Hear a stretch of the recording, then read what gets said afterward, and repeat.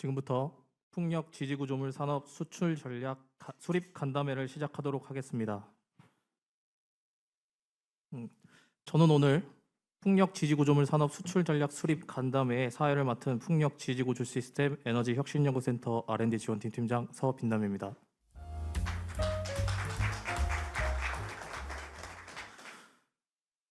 금일 간담회는 한국풍력산업협회 성진기 부회장님과 한국철강협회 홍정희 상무님의 인사말을 시작으로 국립군산대학교 이대용 교수님의 키노트 발표가 이어지겠습니다. 이후 7분의 전문가분들을 모시고 패널 토의를 진행하도록 하겠습니다. 먼저 한국풍력산업협회 성진기 부회장님께서 인사말을 전달하시겠습니다. 큰 박수 부탁드립니다.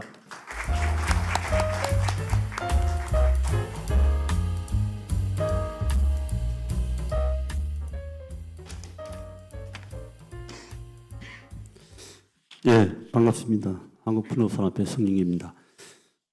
같은 풍력인들끼리 인사말 적어와서 읽자니 좀 그러네요. 그냥 편하게 말씀드리겠습니다. 먼저 오늘 이 자리에 참석해 주신 우리 홍정희 상무님, 이만민 부회장님 등등 우리 귀빈님들께 감사의 말씀을 드리고요. 또 우리 군산대 이대용 교수님 좀 이 좋은 자리를 만들어 주셔서 고맙다는 말씀을 드리고, 또 바쁘신데 또 우리 패널로 참석해 주신 분들께 감사의 말씀을 드립니다. 저희들이 해방풍력 공급망을 이야기할 때 이제 우리 소위 우리가 알고 있는 이 개발, 단지 개발부터 시작해서 그 다음 넘어간 게 풍력 터빈을 넘어가고, 그 다음에 이제 보조 설비로 넘어가죠. 보조 설비 다음에 이제 우리가 알고 있는 T&I, 그 다음에 유지보수, 그 다음에 해체복구 이렇게 진행이 되는데, 보조 설비가 크게 이제 우리가 오늘 이 자리에 모이신 해저 지지 구조물 분야가 있고, 또 해저 케이블 분야가 있고, 해상 변전소 분야가 있는 것 같습니다. 특히 이제 이 보조 설비 분야는 이 세 가지 섹터가 다 포함해서 아시는 바와 같이 국내 경쟁력이 상당히 높은 분야인 것 맞습니다. 다만 이제 가격 경쟁력 면에서 우리가 추월 당할 수 있는 여지가 있기 때문에 좀 더 열심히 해야 되지 않나 그런 생각을 가지고요. 어차피 우리 해상풍력 개발하게 되면은 그 보조 설비 품목들은 그 지역에서 우리나라 내에서 이제 조달하는 게 당연한 추세로 좀 가고 있죠. 그 무거운 중량물을 다른 데서 공급해 온다는 이야기는 그날의 어떤 산업이 없다는 이야기가 되는 거죠. 우리 같은 경우는 이제 철강부터 시작해서 중공업 산업이 잘 발전됐기 때문에 우리가 대규모 단지를 만들면 만들수록 가능하면 거의 다 현지인 국내에서 다 조달하게 될 것입니다. 다만 이를 위해서 이제 우리 정부나 우리 협회해야 될 일이 이제 내부 시장을 좀 보호하고 또 해외 시장을 좀 우리가 점유율을 좀 높일 수 있도록 어떤 제도라든지 어떤 정책적인 그런 좀 뒷받침이 필요할 것 같습니다. 그래서 정부가 이제 아시는 바와 같이 이번에 세 번째로 했던 해방풍력 고정가격 입찰 제도를 통해서 이제 공급망의 어떤 산업 기여도 효과를 좀 강화함으로써 제지빌 분야의 어떤 경험 축적, 트랙 레코드 확보, 또 시장이 커지면서 이제 가격 경쟁력을 좀 강화할 수 있는, 특히나 이제 해외 가까운 중국에서 들어오는 것들을 막기 위해서는 우리가 가격 경쟁력을 좀 높일 필요가 있다. 그런 말씀을 드리고요.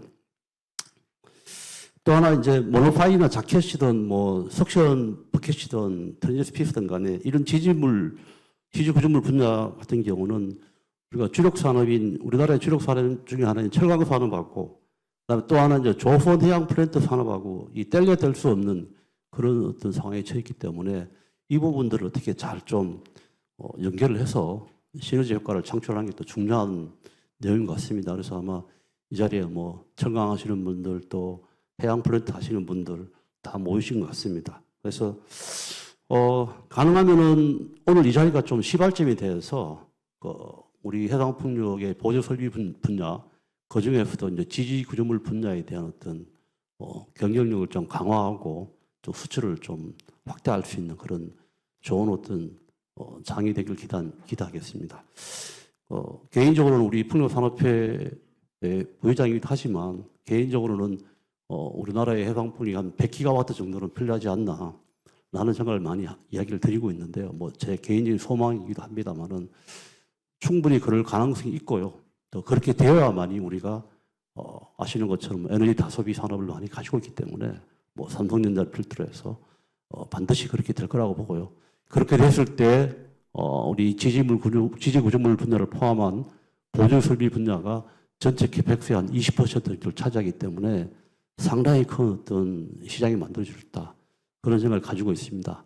저희 협회도 뭐 최선을 다해 노력하겠지만 이 자리에 참여해 계신 모든 분들도 어떻게 하든지 간에 우리 지지구조물 분야에 좀 경쟁력을 좀 높일 수 있는 쪽으로 좀 많은 고민과 또 좀 힘드시더라도 최대한 좀 이렇게 도움을 좀 부탁드리겠습니다. 그래야만이 우리 풍력산업이 살아나는 거 아니겠습니까?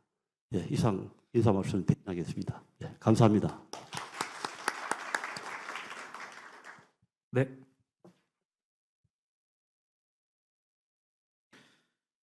다음은 한국철강협회 홍정희 상무님께서 인사말을 전달하시겠습니다. 큰 박수 부탁드립니다.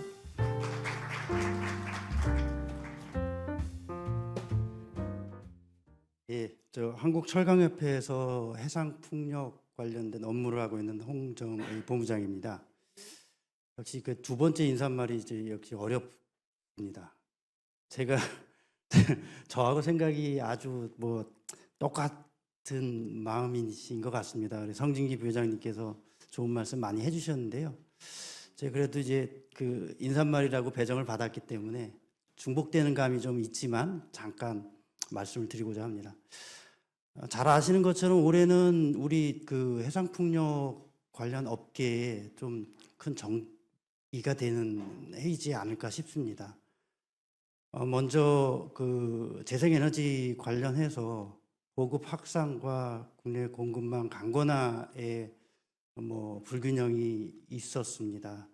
그런데 이 불균형을 그 해소하고자 우리 업계가 정부와 많은 노력을 했고 그 노력의 결과물로서 뭐 로드맵이 나오고 또 아시는 것처럼 공고가 났습니다. 근데 그럼에도 불구하고 아직 해야 할 일들이 많이 남아 있습니다. 이런 그 많은 그 이슈들은 저희 풍력산업협회와 철강협회 그리고 우리 군산대 풍력지지구조 그 시스템 에너지 혁신센터와 함께 하나하나씩 풀어나가야 될 것으로 봅니다. 이렇게 풀어나가다 보면은 결국 국내 뭐 성진기 부장님도 말씀하셨지만 철강, 조선해양플랜트, 뭐 엔지니어링 다 갖춘 나라가 세계적으로 그렇게 많지 않습니다. 그리고 앞으로 그 미중 간의 갈등이 더 심해지면서 중국이 배제된 시장이 또 열릴 그럴 것으로 예상이 돼서 그 시장에서 우리가 또 뭐 수백조 원의 연간 달하는 그 시장을 선점할 기회도 있다고 생각이 됩니다. 그래서 아무쪼록 오늘 이렇게 많은 분들이 참여해 주셔서 지혜를 모은다면은 또 올 한 해가 정말 우리 그 풍력 산업의 큰 발전의 전기가 되는 한 해로 기억되지 않을까 싶습니다. 감사합니다.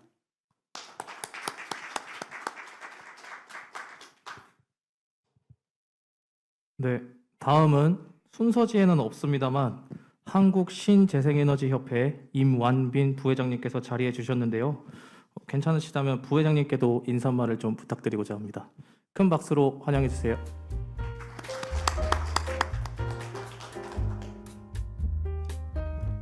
반갑습니다. 신재생에너지협회 임완빈입니다. 저도 뭐 두서없이 오늘 참석했다가 인사말 드리게 되는데요.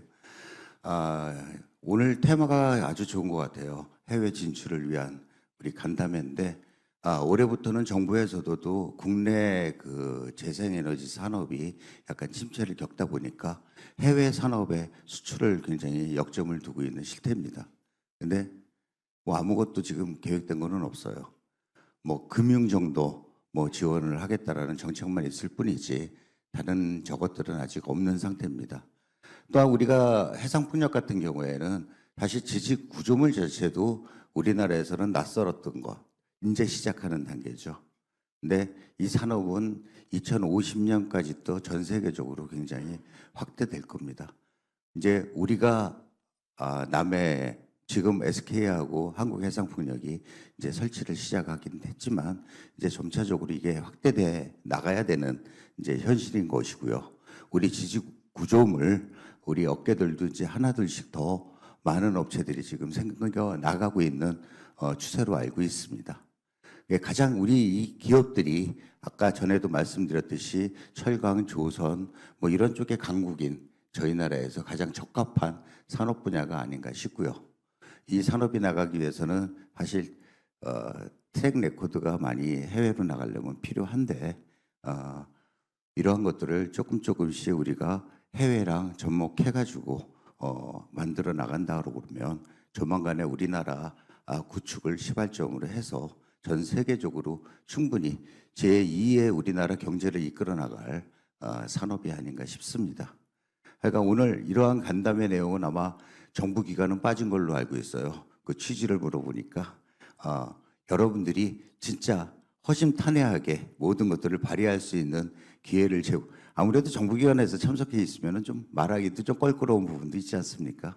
이제 그러한 기회를 중으로 해서 요 자료들은 또 아마 산업부나 우리가 바로 전달이 돼서 새로운 우리가 해외 수출 전략을 만들어 나가는데 아마 초석이 될 거라고 믿어 의심치 않습니다. 하여간 적절한 시기에 잘 이 행사가 이루어지는 것 같고 물론 다소 늦은 감은 있지만요. 그래도 지금이나마 이러한 자리를 통해서 보다 나은 우리 지지 구조물 업계의 해외 진출을 위한 교두보가 되길 바랍니다. 오늘 뭐 날씨도 쌀쌀한데 참석해 주셔서 감사합니다. 감사합니다. 네, 갑작스러운 요청에도 훌륭한 인사말을 전달해 주신 이만빈 부회장님께 감사드립니다. 이어서 국립군산대학교 이대용 교수님의 풍력 지지구조물 산업의 수출 전략 필요성에 대한 키노트 발표가 있겠습니다. 큰 박수 부탁드립니다.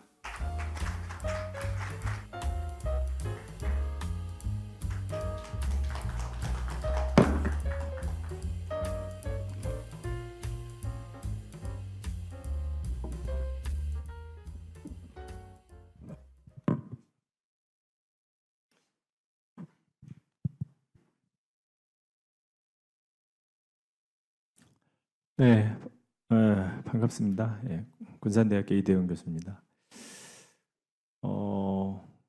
제가 이제 그 행사를 준비하면서 이제 키노트를 좀 하나 좀 그 발표를 해줬으면 좋겠다 하셔가지고 어떤 내용 갖고 이야기할까 하다가 이제 수출하고 관련이 돼야 되고요. 근데 수출 쪽 관련된 얘기는 사실은 좀 생소합니다. 왜냐하면 우리나라의 그 특히 이제 풍력 쪽의 정책을 보면 보급 확대 쪽에 많이 치중이 되어 있어요. 그러다 보니까 수출 얘기가 많이 안 나온 상황이어서 그러면 이 이야기를 실타래를 어떻게 풀어서 공감대를 좀 형성할 수 있는 쪽으로 이제 끌어낼까 이제 고민을 하다가 제가 이제 우리나라 해상 풍력 전반에 대해서 한번 제가 이제 풍력 쪽에 종사한 지가 한 20년, 21년 정도 되는데 지난 시절들을 한번 좀 돌이켜 봤어요. 그랬더니 살짝 이렇게 어떤 이런 식으로 이야기를 풀면 되겠다 하는 내용들이 좀 보이길래 그거 위주로 제가 작성을 해봤습니다.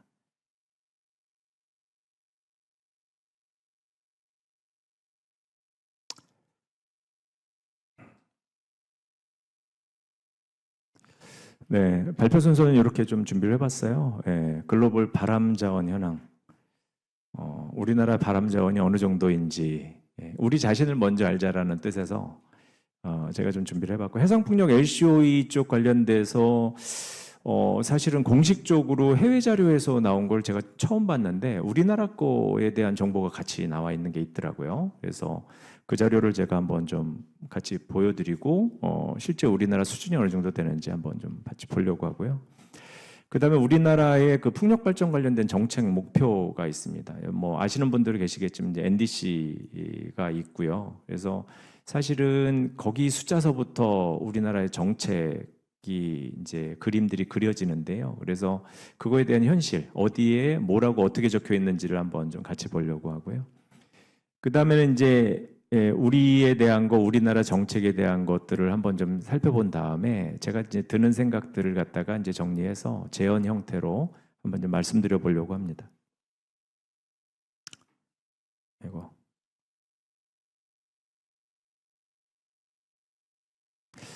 네, 글로벌 바람 자원 현황인데요. 박스가 가운데 두 개가 보이시잖아요. 저 가운데 있는 박스가 영국입니다, 영국. 그리고 오른쪽에 있는 박스가 우리나라하고 이제 뭐 일본하고 간혹 이렇게 겹쳐져 있는데 지금 색깔로 보시면은 우리나라는 약간 주황색 전반적으로 봤을 때 그다음에 이제 영국은 시뻘겋죠? 그 요거를 이제 실제 숫자로 한번 보시면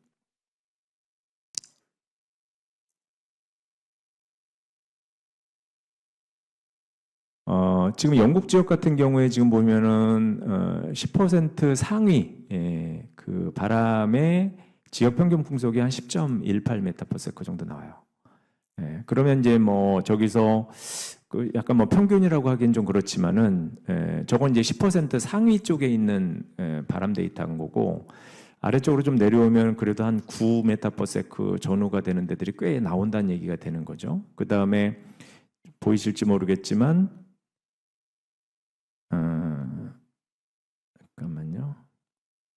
여기 지금 보시면은 숫자가 좀 작아서 잘 안 보이실 텐데요. 이게 이제 그 풍력 에너지 밀도입니다. 이게 1254 정도로 지금 보이는데, 그 숫자 한번 좀 기억해 놓으시고요. 그러니까 여기가 지금 10m, 여기가 에너지 밀도가 1254. 우리나라 거 한번 볼까요? 우리나라 거가 이제 10% 상위가 한 7.35m 정도 됩니다. 그럼 평균적으로 조금 내려오면은 한 6m/s 정도 근처가 되는 거예요. 그 다음에 이제 에너지 밀도를 가지고서 우리가 따져보면 552. 그러면은, 절반이 안 되죠. 아까 1254 정도 나왔으니까. 그러니까 무슨 소리냐면 우리나라 바람은 그렇게 좋은 위치가 아니라는 거예요. 그러니까 우리나라가 이렇게 조금 열악한 환경에서 풍력 발전 산업의 육성을 위해서 정부도 그렇고 우리 민간 기업도 그렇고 전문가들 집단도 그렇고 열심히 노력하고 있다라는 겁니다. 이제 과연 그러니까 이렇게 조금 안 좋은 환경에서 우리가 어느 정도 이제 노력한다고 했을 때 어느 정도 목표까지 달성할 수 있을지 이런 게 사실은 좀 퀘스처너블한 그런 부분으로 보인다. 이제 이런 말씀을 좀 드리고 싶었고요. 그 다음에 지금 LCOE 관련된 자료가 있어요. 이게 지금 보시면은 자료가 여기 지금 보시면 IRENA 뭐 국제 재생에너지 협회 이 정도 되죠. 여기서 이제 좋은 자료들이 많이 나오는데요. 2023년도 최근 자료입니다. 가장 최근 자료고 우리나라가 이제 공식적으로 LCOE 자료가 올라갔어요. 여기 지금 계속 not available 하다가 여기 2023년도 자료로 이제 처음 올라갔습니다. 그래서 킬로와트당 2023년도 이제 US 달러로 해서 6,964가 나왔어요. 자, 이제 요거를 다른 데랑 한번 좀 비교해 보려고 하는데 지금 중국을 보시면 2,370이에요. 이게 지금 고정식입니다. 고정식 해상풍력. 설치 비용이에요. 설치할 때 들어가는 비용. 그러니까 여기는 터빈까지 포함된 가격이에요. 자, 그 다음에 유럽 평균 볼게요. 유럽은 전체 모아서 평균 보면은 3,138. 뭐예요? 2023년 기준으로 봤을 때 우리나라 고정식 해상풍력 설치 비용이 중국의 3배, 유럽의 2.2배예요. 유럽의 2.2배.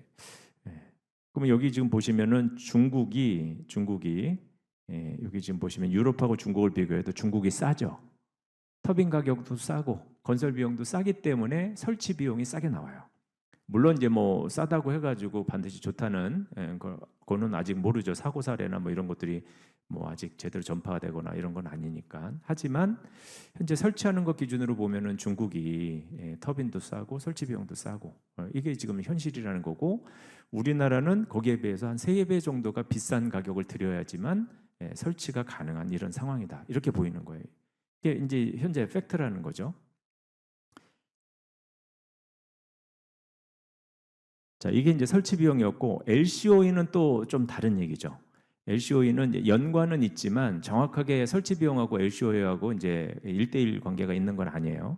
이걸 좀 잘 보시면 우리나라 같은 경우에 지금 2023년도 말 기준으로 해가지고 0.195로 숫자가 나와요.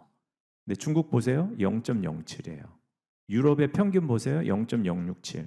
LCOE 기준으로 보면은 중국의 2.8배, 유럽의 2.9배 이렇게 돼요. 3배예요. LCOE라는 거는 건설 비용뿐만이 아니고 뒤에 뭐가 붙어요? AP가 더 나와야지만 계산이 되는 값이에요. 그러니까 카펙스하고 오펙스 비용을 갖다가 AP로 나눈 게 LCOE거든요. 그러니까 무슨 소리냐면은 AP를 봤을 때 이제 우리나라 가격이 이렇게 이제 비싸다라는 거는 AP는 좀 딴 데보다 적게 나오고 있고 그 다음에 에너지 생산량이잖아요. AP라는 게 Annual Energy Production이에요. 1년에 생산되는 에너지 양이 다른 데보다가 적고 우리는 그 다음에 설치 비용은 비싸고 양쪽도 안 좋은 거예요 지금. 양쪽도 안 좋은 겁니다. 그 다음에 AP라는 거는 또 뭐의 함수냐면 걔는 바람의 함수예요. 바람 자원이 좋으면 AP는 올라갑니다. 그리고 또 여기에 뭐가 들어가냐면 터빈의 효율이 들어가요. 파워 커브 값이 들어가기 때문에 이런 것들이 다 몰려 있는데 우리나라는 여러모로 하여튼 이래저래 해상 풍력을 진행하기에 그렇게 좋은 여건 같지는 않다라는 게 팩트예요. 일단 팩트는 팩트니까요. 자, 그래서 LCOE까지 한번 살펴봤고 우리나라의 그 풍력 발전 관련된 정책 목표는 어디에 나오냐면요. 여기 나옵니다. 기후 위기 대응을 위한 탄소 중립 녹색 성장 기본법에 나와요. 여기 지금 탄소 중립 기본법으로 약칭 우리가 이제 보통 이렇게 부르는데 24년도 지금 10월 자료인데요. 여기 지금 보시면 8조 1항에 정부는 국가 온실가스 배출량을 2030년까지 18년도 국가 온실가스 배출량 대비해서 35% 이상 범위 내에서 감축하겠다라는 거예요. 이게 뭐예요? 중장기 국가 온실가스 감축 목표 NDC입니다. 이게 NDC 목표를 상당히 우리나라는 공격적으로 잡고서 지금 정책을 펴고 있는 그런 상황입니다. 그러니까 풍력하는 사람 쪽 입장에서 보면 좋은 거예요. 왜냐하면 정부가 드라이버를 열심히 걸어주고 계시니까.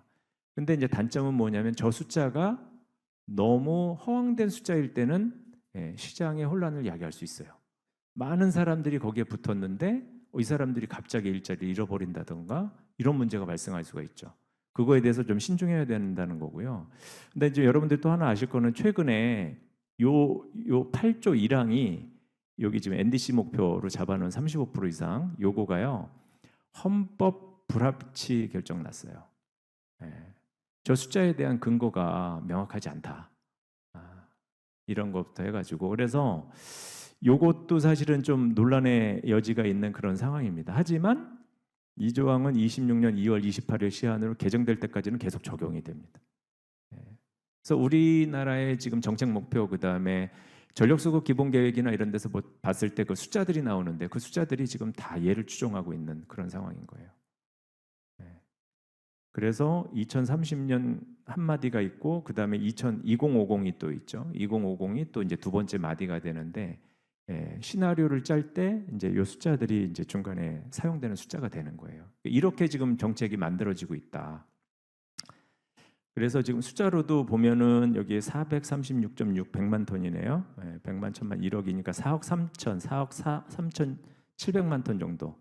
이게 30년 이제 배출량으로 해가지고 이제 거꾸로 계산들을 하고 풍력은 그러면은 너희들은 이 정도를 담당하면 좋겠다 해가지고 이제 풍력적 목표들이 나오는 거죠. 이렇게 된다.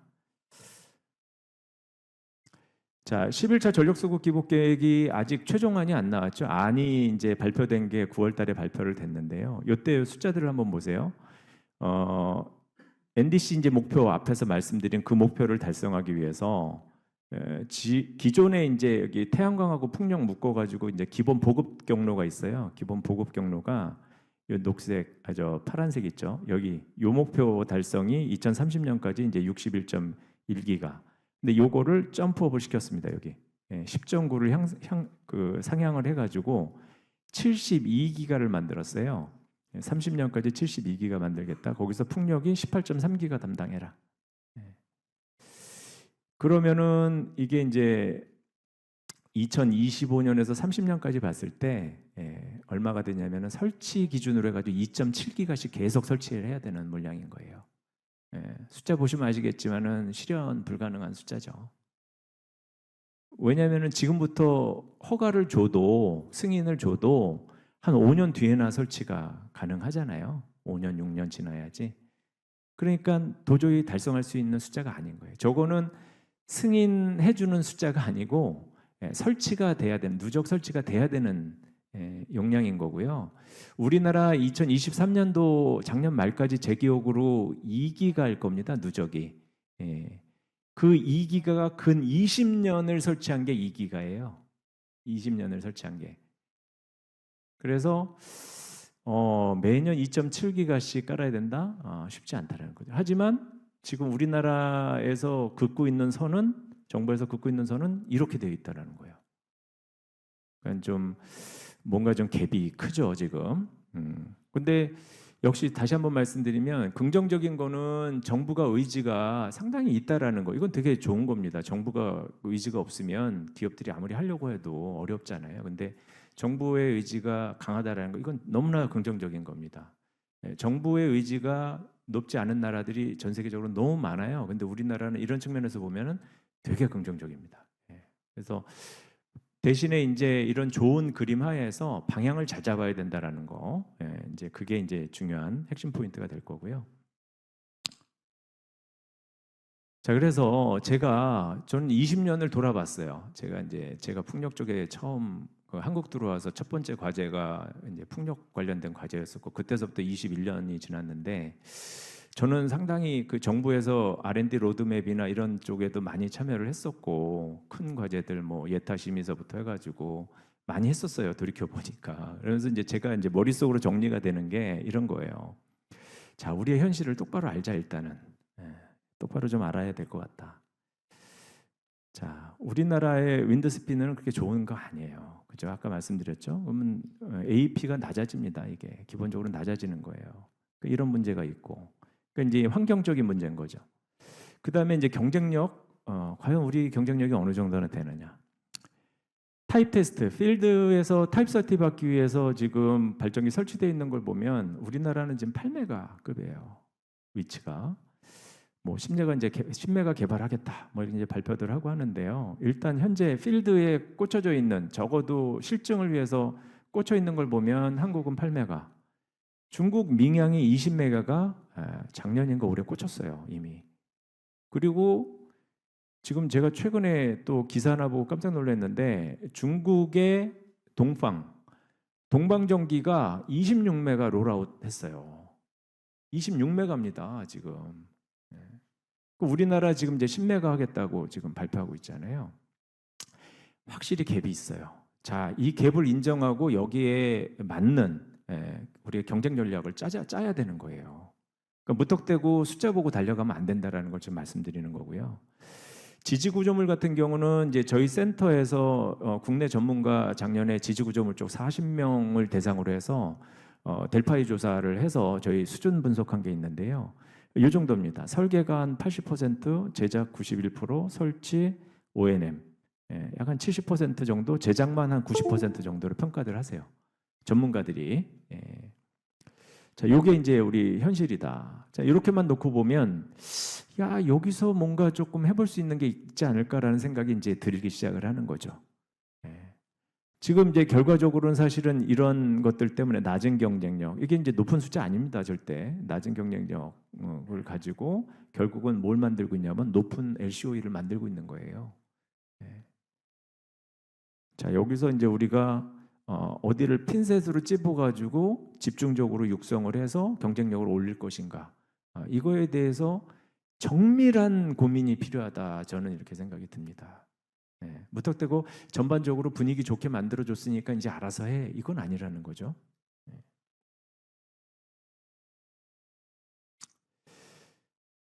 그래서 제가 이런 생각이 듭니다. 이제 우리 풍력 설비 보급 관련해서 조금 좀 현실성 있는 계획 수립이나 전략이나 이런 것들 만들어야 되는 게 아닌가 이런 생각이 자꾸 들어요. 아까 말씀드렸듯이 뭐 25년에서 30년 사이 뭐 매년 2.7기가 이거 어렵잖아요. 예. 예. 뭐 이런 것들도 지금 계속 걸림돌로 지적이 되고 있는 거고요. 뭐 이거 말고도 뭐 많이 있죠. 뭐 전파 영향서부터 해가지고 환경 영향 평가서부터 해서 여러 가지 있습니다 지금. 예. 그래서 2030년이겠죠 이거는. 2030년까지의 목표 달성은 쉽지 않다. 예. 그러면 조금 더 현실적인 계획을 세워야 되는 거 아니냐. 그다음에 제가 또 걱정되는 것 중에 이제 하나가 이런 거예요. 뭐냐면 지금 이렇게 드라이브를 많이 걸면 분위기는 좋지만 이거에 대한 혜택이 누구한테 갈 것이냐. 지금 대규모의 발전단지를 빠르게 개발하고 있는 주체가 누구냐면 다 외국계예요. 외국계 자본, 외국계 데벨로퍼들입니다. 그 사람들한테 많은 기회를 주게 되어 있어요. 네, 결과적으로. 그러면은 이제 그 사람들한테 많은 기회를 준다라는 거는 정부가 지금 재생에너지를 떠받치기 위해서 뭘 합니까? 보조금 제도를 지금 적용을 하고 있잖아요, 우리가. 지금 REC 가중치 이렇게 해서 지금 계속 밀어주고 있지 않습니까? 그러니까 이거에 대한 혜택을 누가 다 가져가요? 외국 자본, 외국의 디벨로퍼. 그러니까 제가 볼 때는 속도를 지금 빨리 가면 갈수록 오히려 외국계한테 이익을 줄 가능성이 높아질 수 있다라는 거. 그러니까 저는 또 그런 생각도 좀 드는 거예요. 그 돈이 다 어디서 나옵니까? 정부 보조금 돈 어디서 나와요? 결국에는 국민 주머니에서 나와요. 그래서 이제 이런 부분들을 갖다가 좀 우리가 좀 생각을 해봐야 된다. 그 다음에 이제 지금 현실적으로 많이 부딪히고 있는 문제인데 해외 자본이나 해외 디벨로퍼들이 사업을 추진을 하면요, 엔지니어링, 기자재 이런 것들 있잖아요. 설계 단계에서부터 잠식을 당해요. 그 외국사들이 다 설계합니다. 지금 외국의 모델들이 들어오고 외국의 기자재가 지정이 되면 못 바꿔요. 쉽게 못 바꿉니다. 그러니까 이런 것들이 문제가 생기는 거예요. 우리는 뭐 할 수 있어요? 우리는 껍데기 제작할 수 있어요. 껍데기. 그러니까 현실을 좀 직시하고 다시 한번 말씀드리면 정밀한 전략을 짜야 됩니다. 정밀한 전략과 전술을 짜야 된다. 그러니까 저는 이런 생각을 마지막에는 들더라고요. 뭐냐면 우리나라는 현재 여기에 지나치게 집중을 하고 있어요. 국내 보급 확대. 왜냐하면 지금 NDC 목표 보셨잖아요.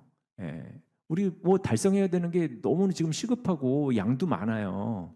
근데 거기에 집중을 하다 보니까 지금 하나 놓치는 게 있습니다. 풍력 산업은 뭐예요? 수출 산업으로 육성해야지 지속 가능한 산업입니다. 이거는. 옛날에 로드맵 그릴 때 제 기억에 그 과기부, 예전에 과기부 쪽에서 로드맵 그렸던 걸로 제 기억이 나는데 그때 궁극적인 그 풍력 산업의 최종 목표가 뭐였냐면 수출이었었어요. 수출 산업의 육성을 위해서 국내에 트랙 레코드를 빨리 쌓게 하고 그래서 실증 단지 만들어서 연습하게끔 하고 이거였었거든요. 근데 어느 순간인가 지금 그런 생각 싹 사라지고 이제 뭐 발표 뭐 엄청나게 양 많이들 지금 한다고 발표되고 하니까 다 거기 붙어가지고 지금 뭔가 이제 그 기회들을 다 보시느냐고 그쪽으로 싹 다 몰려 있죠.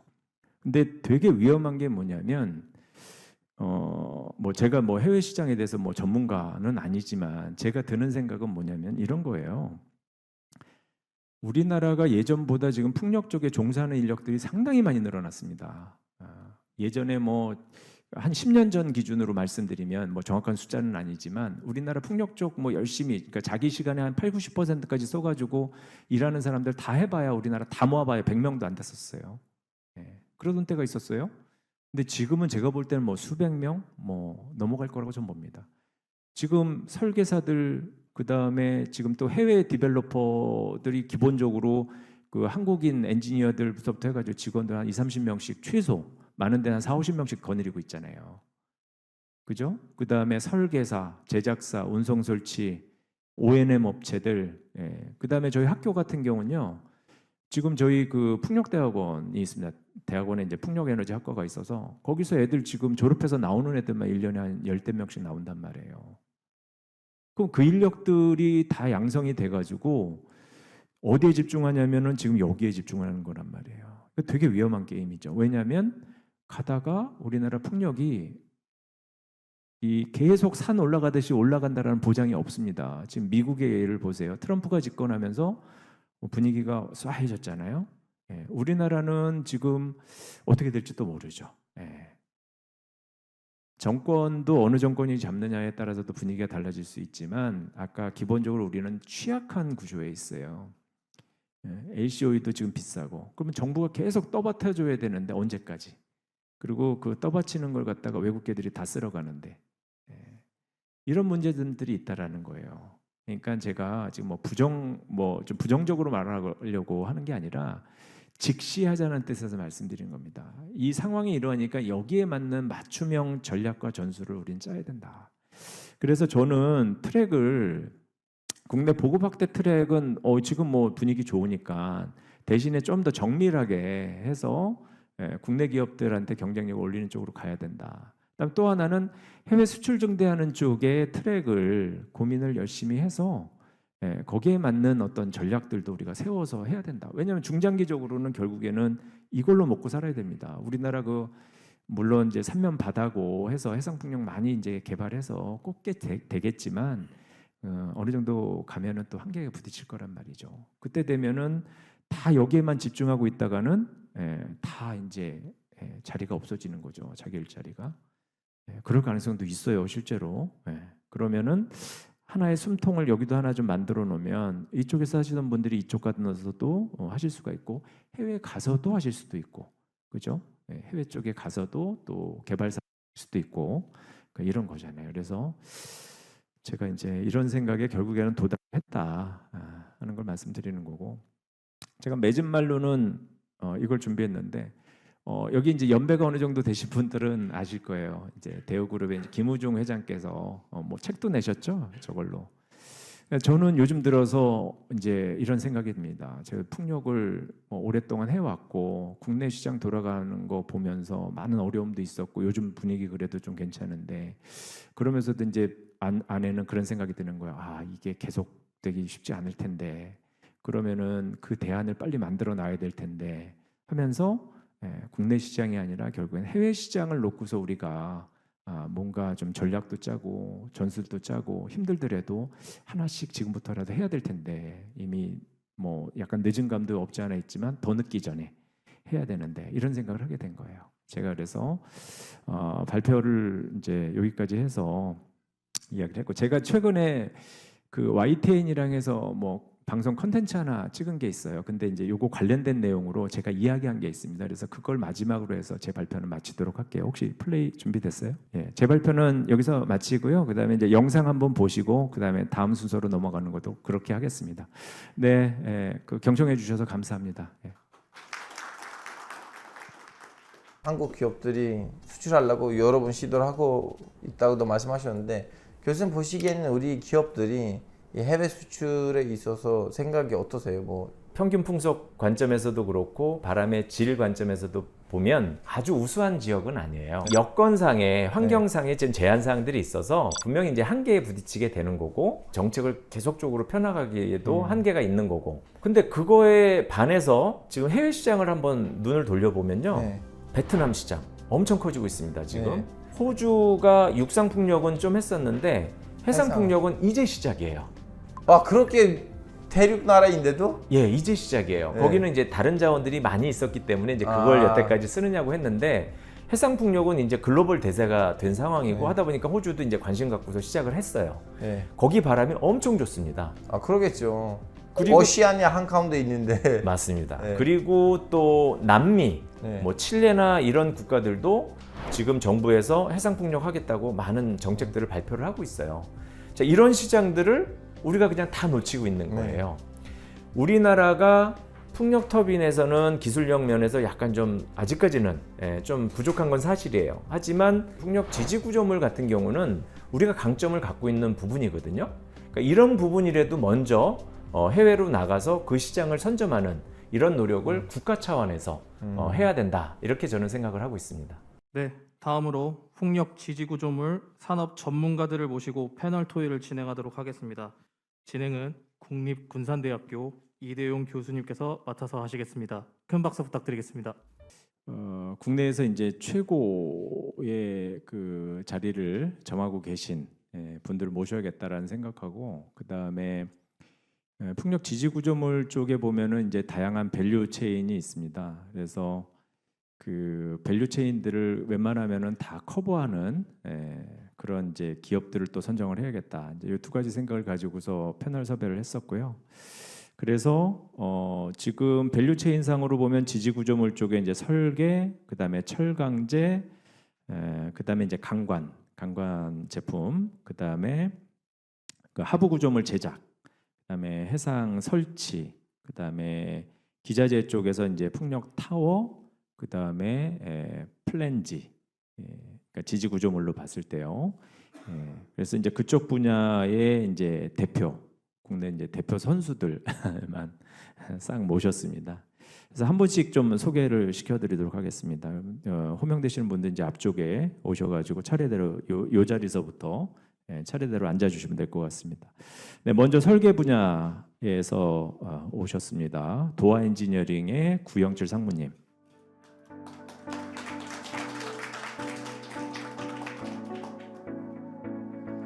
네, 그다음에 이제 포스코의 조성모 팀장님 참석하셨습니다. 강관 분야를 대표하시는 현대 스틸파이프의 김동현 팀장님. 네, 하부 구조물 제작 분야의 이제 국내 대표 선수죠. SK 오션 플랜트의 정종근 수석 부장님 모셨습니다. 우리나라 이제 해상 풍력 설치 분야에 뭐 거의 다 싹쓸이 하고 계시죠. 현대스틸 산업의 권호준 팀장님 모셨습니다. 국내 타워 제작 분야에서 이제 가장 큰 업체이시죠. 동국 SNC의 오상현 부장님 모셨습니다.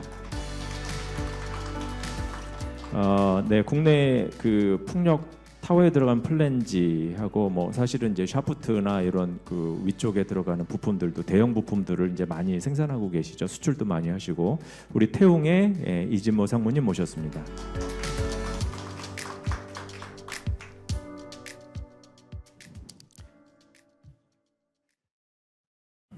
네, 이렇게 하여튼 뭐 귀한 분들, 국내에서는 이제 그 가장 이 분야를 대표하실 수 있는 분들만 많이 모셨습니다. 그래서 되게 뜻깊은 자리가 됐다라고 저는 생각이 들고요. 앞에서 아마 제가 시간을 좀 많이 쓴 것 같습니다. 그래서 조금 빠르게 진행을 해야 될 것 같은데, 먼저 우리 그 모신 그 패널 위원분들 각 그 소속되어 있는 그 회사 기업 소개를 좀 간단하게 좀 듣도록 하겠습니다. 기업에 대한 소개, 그 다음에 그 기업 안에서 우리 패널 위원님들 담당하고 계신 업무 이런 걸 좀 설명을 해주시면 좋을 것 같습니다. 앞에 마이크가 1인당 아마 하나씩 준비가 되어 있을 겁니다. 그래서 마이크 다 켜시고 끄지 마시고 켜놓은 상태에서 이렇게 답을 해주시면 될 것 같습니다. 우리 순서대로 하시죠. 뭐 도화 엔지니어링의 구영철 상무님서부터 회사 소개하고 회사 내 이제 업무 소개 좀 간단히 해주시기 바랍니다. 안녕하십니까. 저는 도화 엔지니어링 에너지부에서 근무하고 있는 구영철 상무입니다. 우리 도화 엔지니어링은 국내 가장 큰 그 건설 엔지니어링 설계 업체입니다. 국내뿐만 아니라 전 세계적으로 한 70여 개국에 진출해서 설계 엔지니어링 업무를 수행하고 있고요. 지사는 대략 한 20여 곳 이상, 그 동남아, 중동, 아프리카, 그리고 중남미의 그리고 동유럽에 이제 그 지사가 설립되어서 운영 중에 있습니다. 2000년대 이후로 저희가 글로벌리하게 그 세계로 진출하면서 안정적으로 지속적으로 지금도 성장하고 있는 그 회사입니다. 저는 그 회사에서 에너지부가 신재생 에너지뿐만 아니라 지금 기존의 화력 에너지, 그리고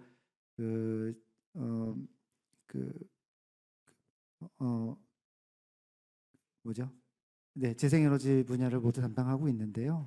그 중에서 저는 그 해상풍력에서 하부 구조물 설계를 담당하고 있습니다.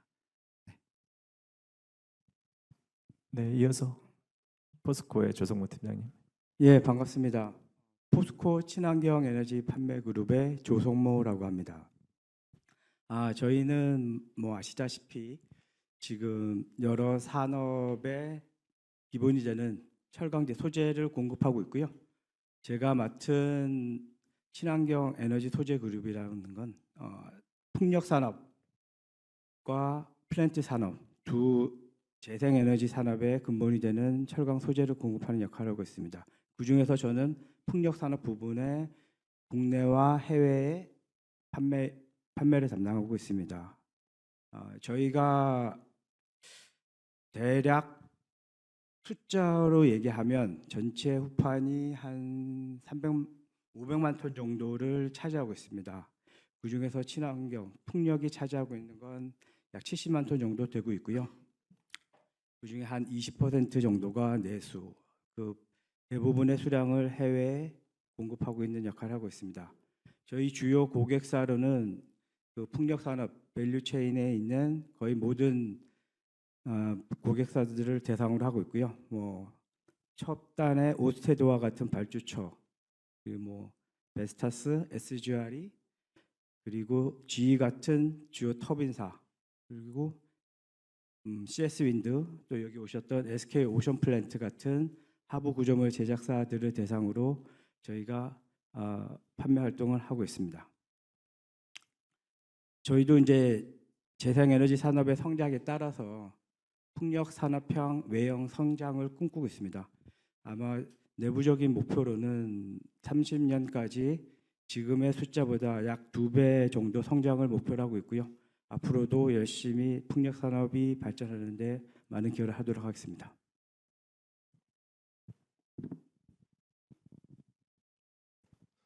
네, 안녕하십니까. 저는 현대스틸파이프의 대구경 판매팀을 맡고 있는 김동현 팀장입니다. 네, 우선 저희 회사 이름이 조금 생소하실 수 있을 것 같아가지고 회사 소개를 먼저 드리겠습니다. 네, 저희 현대스틸파이프는 1975년에 경일공업으로 시작해서 현대강관, 현대하이스쿨로 사명을 바꿨다가 2015년에 현대제철로 합병이 되었습니다. 그래서 현대제철의 강간사업부의 이름을 이제 명칭을 달고 있다가 올해 2024년 1월부로 현대스틸파이프라는 현대제철의 자회사로 독립하였습니다. 그래서 저희는 현대자동차 그룹에 속해 있는 강관 전문 제조회사입니다. 저희는 ERW, LSAW, 스파이럴 등 모든 강관 제품을 생산을 하고 있고 지금 울산에 3개의 공장, 당진의 도금 공장, 그리고 인도의 ERW 공장을 운영하고 있습니다. 국내 생산 캐파는 약 60만 톤 정도 지금 생산을 하고 있습니다. 저희 팀은 해상풍력과 플랜트에 들어가는 LSAW 강간 판매를 주력으로 하고 있습니다.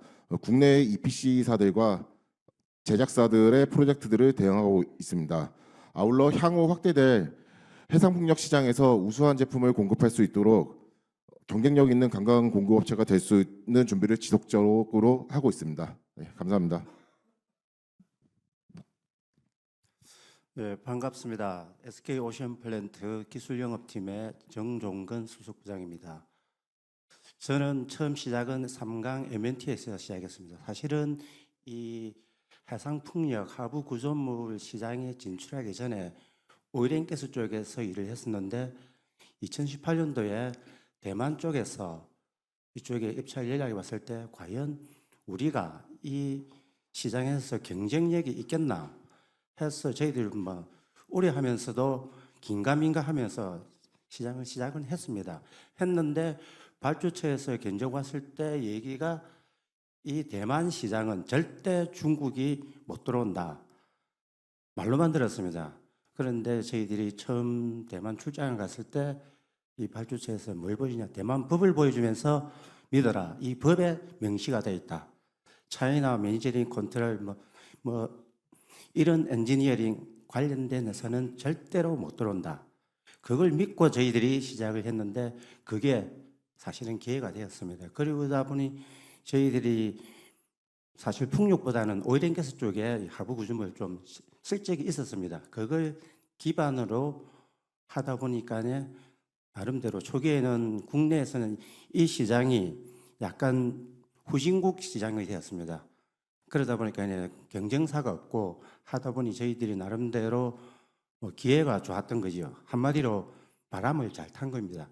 그래서 지금 현재까지 한 6, 7년 이 시장에서 잘 영위하고 있습니다. 처음 저희들이 몇 년 전까지만 해도 이 시장에서 하부 구조물 시장에서 수출이 60%니 50%니 하는데 제가 오늘 오면서 현재 기준으로 뭐 44%까지 떨어졌다고 합니다. 우리 시장 점유율이. 그 말은 처음 시작은 SK 오션 플랜트가 시작했지만은 이제는 여러 뭐 경쟁사라고 표현하면 그렇지만 동료들이 생겨서 이 시장을 나누면서 더 많은 일자리가 창출되지 않았나 하는 그런 생각 해봅니다. 또한 그리고 최근에 코로나나 우크라이나 러시아 전쟁 때문에 서플라이 체인이 무너져서 흔히 말하는 카펙스가 높아서 발주처 디벨로퍼들이 투자를 약간 주저주저 하고 있습니다. 그러다 보니까 시장이 약간 정체되어 있는데 이 시기를 잘 버티면 더 좋은 시장이 열리지 않을까 그렇게 생각을 합니다. 감사합니다.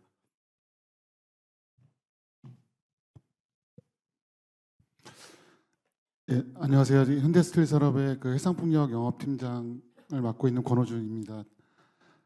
저희는 현대스틸산업은 이제 현대건설을 통해서 이제 건설 제조업을 모티브로 시작을 했기 때문에 요 해상풍력사와 관련해서 저희가 지지구조물 제작하고 시공 두 가지 사업을 지금 하고 있고요.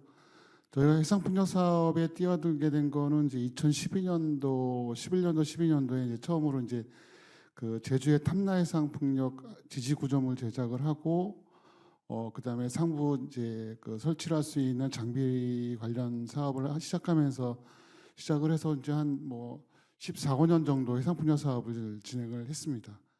그리고 2018년도, 19년도 하면서 저희가 이제 지지구조물 쪽으로는 뭐 여기 옆에 있는 SK 오션 플랜트와 같이 그때 3강이었지만 대만에 이제 그 지지구조물 그 납품 수출을 이제 시작을 했고 또 같은 시간대에 저희가 이제 정부 지원으로 해서 국내 최초로 이제 그 전용 설치선을 개발을 함으로써 2023년도에 이제 작년에 이제 그 설치선이 나왔고 그래서 수출과 동시에 저희가 해상풍력 사업이 저희 회사의 어떤 주력 사업으로 진행을 했고요. 그렇게 함으로 해서 이제 그 다음에 나왔던 뭐 한림해상풍력 그리고 현재 마무리하고 있는 자은해상풍력 이런 그 단지들 그리고 서남해상풍력 대부분의 단지들에 대해서 저희가 지지구조물 납품을 했고 상부 시공을 하고 그렇게 지금 진행을 하고 있어서 저희는 해상풍력 사업이 저희 회사의 주력 사업으로 해서 앞으로 계속 이 사업을 더욱 키워가려고 생각을 하고 있습니다.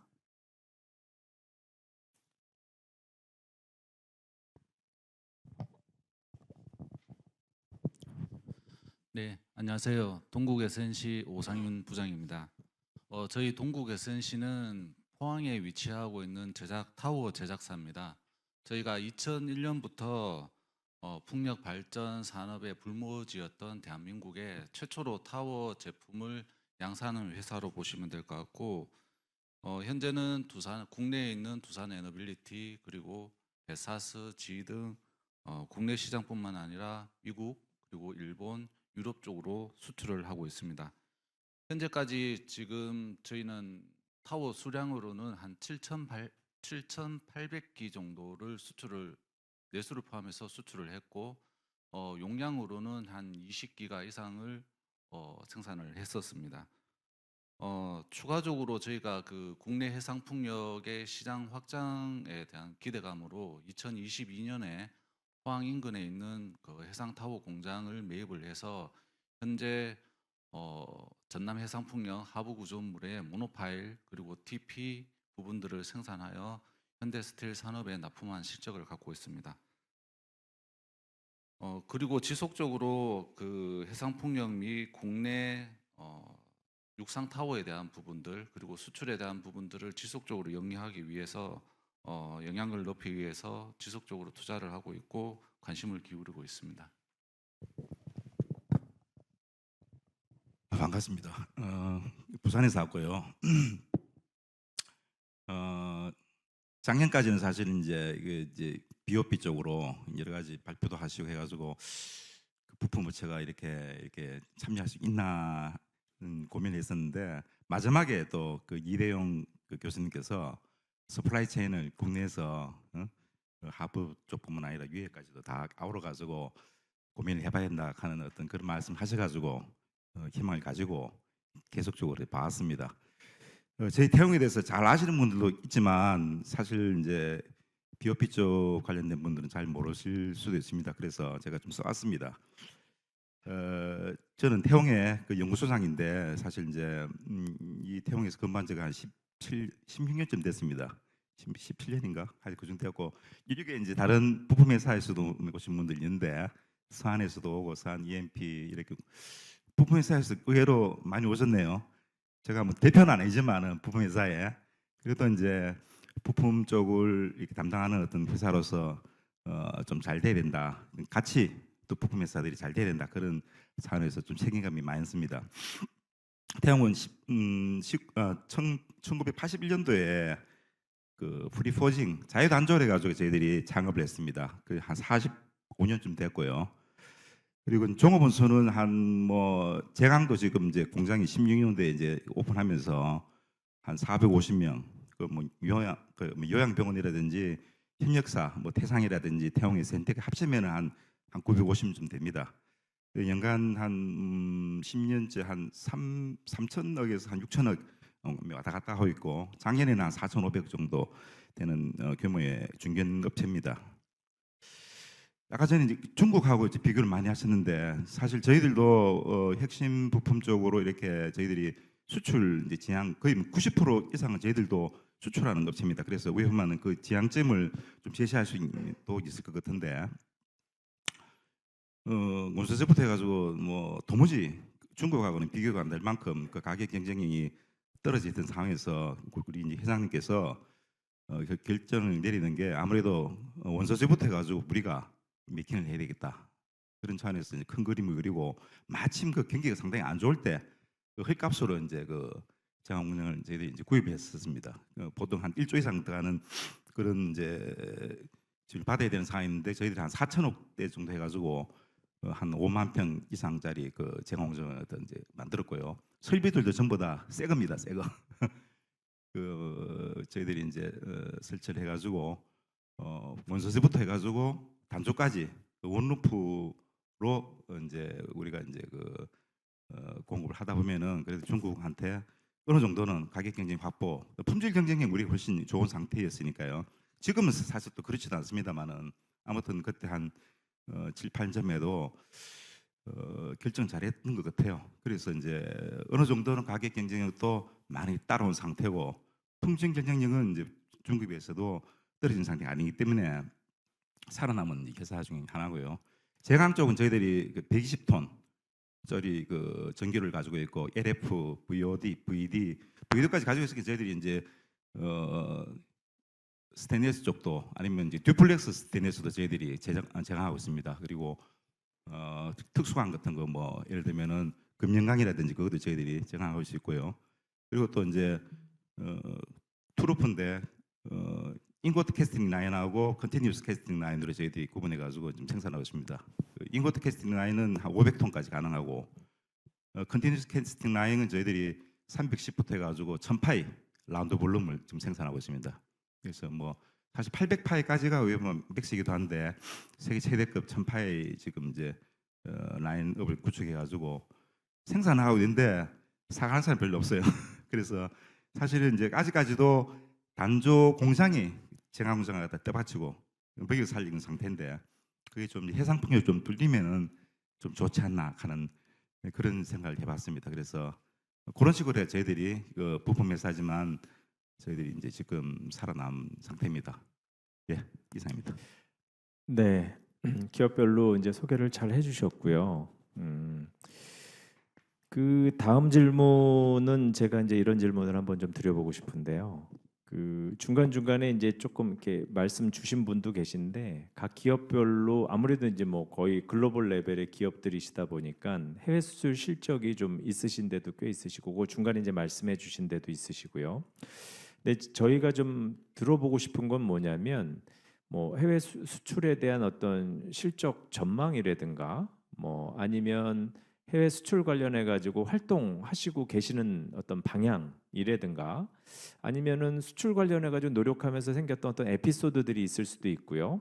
그다음에 아까 제가 이제 말씀하시는 것 중에 조금 인상 깊었던 게 그 SK 오션플랜트의 정정근 수석 부장님 아까 말씀하실 때 대만 같은 경우에는 이제 어떤 중국과의 특수 관계 때문에 그게 오히려 또 기회가 됐다라는 말씀을 해주셨거든요. 그래서 그런 부분도 되게 우리가 예상치 못했던, 그러니까 가만히 있으면 아무것도 안 된다라는 거잖아요. 뭔가 해보고 알아보고 이렇게 하다 보니까 기회가 만들어질 수도 있는 거고 이렇다는 어떤 시사점이 될 수도 있는 것 같은데 그런 부분에 대한 어떤 좀 더 그 우리가 이제 활동을 하는 데 있어서 이런 것들은 좀 참고했으면 좋겠다.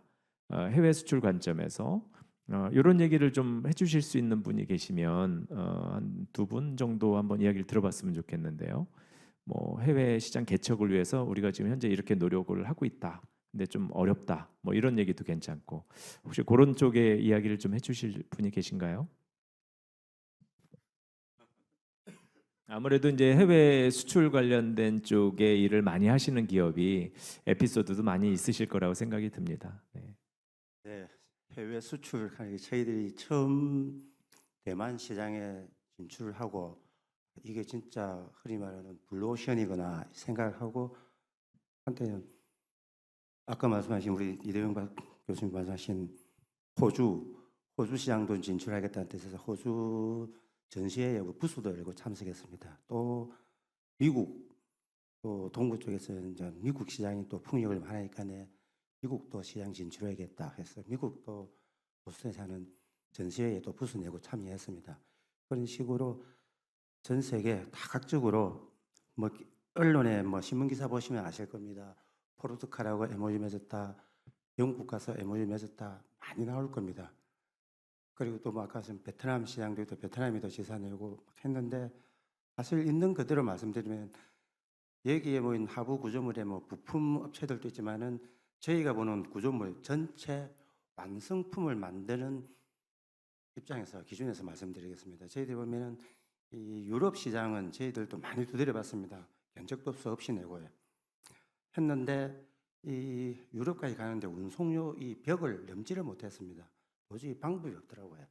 그 방법을 찾기 위해서 제가 이 직장 오기 전 직장에 있을 때도 제가 2012년도에 이제 유럽에다가 독일 쪽에 이제 EPC사 리더 회사가 돼서 자켓을 수출하려고 중국서 만들어가 프랑스에 있는 자회사에서 조립해서 가는까지検討을 해봤는데 비교력을 견적해봤는데 경제성이 없더라고요. 유럽 가면 조립비용이 너무 높아가지고 그래서 결국에는 유럽에 진출하기 위해서는 자국이든지 유리동 뭐 한국이면 한국, 중국이면 중국에서 만들어서 가야 된다. 그 방법밖에 안 나오더라고요. 운송료의 벽을 넘을 수가 없습니다. 그래서 저희들이 견적을 했지만은 중국은 유럽까지 진출이 가능합니다. 영국까지 갑니다. 하지만 저희들은 가격을 못 맞춥니다. 그 점은 정확하게 인지를 하셔야 될 겁니다. 그리고 뭐 제가 또 왜 이런 얘기 하냐면 지금 우리 SK 오션플랜트에 나오는 수주한 공사 100% 가면 그렇지만은 저희들이 공사의 90% 이상이 구조입니다. 제가 구조를 담당하는데 제가 견적을 다 했고 뭐 전기 쪽만 약간 들어가는데 그래서 저는 이 가격에 대한 견적금에 대해서는 누구보다도 많이 알고 있다. 또 아마 정보가 빠를 거다 이렇게 말씀드립니다. 그래서 유럽은 지금도 저는 뭐 우리는 계속 해야 된다고 하지만은 여전히 가능성이 왜냐 경제성이 있기 때문에 그렇지만 단 하부 구조물의 종류에 제가 말씀드린 건 자켓입니다. 그런데 모노파일 같은 경우는 또 다른 시장입니다. 대만 같은 경우는 모노파일을 저희들도 만들려고 했는데 가격 경쟁이 있는데 대만은 유럽에서 모노파일을 만들어가 들어갔습니다. 그 회사 가격이 우리보다 더 경쟁력이 있더라고요. 왜냐? 여기는 자동화가 되어 있고 모든 게 설비가 잘 되어 있습니다. 그래서 자켓은 실으면 배 하나에 뭐 3개, 4개 했지만 모노파일 10개를 실을 수 있습니다. 그러다 보니까 경쟁력이 있더라는 거죠. 그러면 우리가 유럽 시장에 가려면은 유럽에서 대만까지 온 것처럼 모노파일 경우에는 가능하지 않겠나? 시장 뭐 투자만 잘하면은 이거는 전적으로 저의 개인적인 생각이지만은 그런 모노파일 좋은 시장성이 있다 하는 게 한 가지고 그다음에 두 번째로 이제 이거 말씀드리면 지금 저희들이 대만 시장에 지금 뭐 입찰을 하고 최종 라운드에 갔는데 거기에 뭐 정확한 정보는 아니지만 2개, 3개 업체가 파이널 라운드에 갔는데 거기에 한국 업체 저희 SK오션플랜트하고 한국 업체가 1개가 돼 있다고 합니다. 자, 그러면 여기서 무슨 문제가 있냐? 이 개발사가 유럽 회사입니다. 유럽 회사지만은 이 해상풍력은 투자비가 오일앤가스 대비해가 투자를 받아야 하기 때문에 비용이 엄청 많이 들어갑니다. 그래서 그쪽에서 제안하는 게 한국에서 한국 뭐 무역보험공사든지 수출입은행에서 투자를 해주면은 좋겠다. 그래서 저희들도 그쪽하고 컨택을 많이 했는데 뭐 저희들이 뭐 잘했는지 모르겠지만 내부적으로 그쪽 발주처하고 조만간에 이제 미팅을 가질 겁니다. 그 예를 왜냐하면 우리 지금 하고 있는 이건 또 전적 예를 들지만 지금 저희들이 하고 있는 그 대만 풍력에 자켓 50개 납품하는데 거기에 한국 수출입은행에서 투자를 했습니다. 그 투자한 금액이 원화를 했는데 제가 듣기로는 그 투자한 금액 이상으로 우리 한국 업체 저희 SK오션플랜트와 LS케이블에서 그 수주를 받았다고 합니다. 그런 것처럼 만약에 지금 파이널 라운드까지 가 있는 이 대만 공사도 우리 한국 정부에서 나서가지고 우리 한국에서 은행에서 투자한 만큼 그 비용만큼을 한국에 발주할 수 있도록 해라. 뭐 이건 뭐 강제적인 조항이 될지 모르겠지만 하는 식의 제안을 한다면은 우리 한국 꼭 우리 SK오션플랜트가 아닌 우리 경쟁사가 되더라도 만약에 그런 식으로 한다면은 우리 국익에는 도움이 되지 않겠나 하는 그런 생각을 해봅니다. 이상입니다. 예, 되게 흥미로운 포인트네요. 그러니까 이게 비즈니스 측면에서의 어떤 기회라는 게 우리가 그러니까 상식적으로 생각하는 그런 거 말고도 이런 식의 이제 새로운 어떤 비즈니스 모델상에서 우리가 이제 수출할 수 있는 어떤 판로가 개척될 수 있는 그런 가능성도 있다. 저는 이제 일단 그렇게 이해가 되는데 흥미로운 포인트인 것 같고요. 아마 지금 말씀하신 뒷부분에 말씀하신 거는 사실은 무기 수출이나 이런 부분에서도 이제 정부가 거기에 이제 뭐 차관이나 이런 거를 해주면서 이건 이제 우리 정부 입장에서는 이제 뭐 일종의 투자라고 볼 수도 있고요. 그러면서 국내 기업이 같이 진출할 수 있는 길을 만들어주는 이런 식의 비즈니스 모델로 좀 이해가 되는데 역시 흥미롭고 그런 것들에 대한 거는 아까 이제 수출입은행이라고 말씀하셨는데 그런 역할을 할 수 있는 뭐 산업은행도 아마 그런 게 되지 않을까 싶은데요. 그런 데하고 한번 이야기를 해볼 수 있는 좋은 그 어떤 방향성이라 그럴까요? 그렇게 이해가 됩니다. 귀한 말씀 감사하고요. 혹시 또 같이 나누고 싶은 이야기 있는 분 계신가요?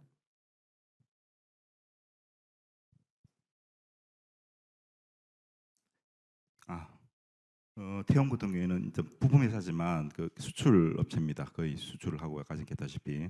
그래서 이제 한 2가지 포인트로 저희들이 조금 살아남았는데 한 가지는 설비 투자를 많이 했습니다. 설비 투자를 대형품을 만들 수 있는 그 설비 투자를 해가지고 예를 들면은 그 링을 만들더라도 지금 9,500파이, 9.5m까지 만들 수 있는 릴롤링 장비 가지고 있고요. 그 다음에 투 컬럼을 해가지고 이제 15,000톤을 찍을 수 있는 프레스를 가지고 있습니다. 포컬럼 보통 포컬럼 같은 경우에는 10,000톤 넘는 건 많지만 투 컬럼을 해가지고 10,000톤 넘는 경우에는 태용 같은 경우에 15,000톤으로는 아마 세계 최대급일 겁니다. 그래서 그걸 가지고 있으니까 맨샤프트라든지 또 큰 이제 직경이 큰 규모의 그 타워프렌즈라든지 요베링 그런 수주가 저희들이 홍보를 참 많이 했었는데 많이 했는데도 긴가민가했는데 와 보니까 설비가 구축돼 있거든요. 그래서 베스타스라든지 이런 데서 와가지고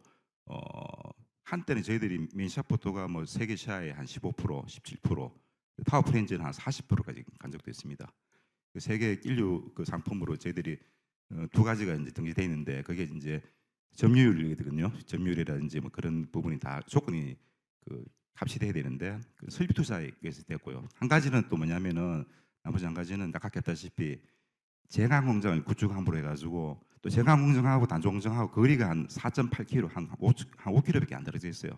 약간 운반 이야기 하셨는데 그냥 열결해가지고 그 인고트를 만들어가지고 열개로 해가지고 이제 내화 그 카바를 해가지고 있잖아요. 그래서 여기 굉장히 우리가 이제 상온에서 이제 그 온도를 올리게 되면은 에너지를 많이 좀 이제 투자해야 되겠지만은 열결에 가져가면은 한 500도 600도까지는 그 달궈진 상태지 않습니까? 그죠? 그래서 그런 부분에서 저희들 또 이제 가격 경쟁이 또 확보되더라고요. 운반비도 그렇고 거기서 굉장한 또 수제비 절감 효과, 그다음 공정 단수도 상당히 줄여주고요.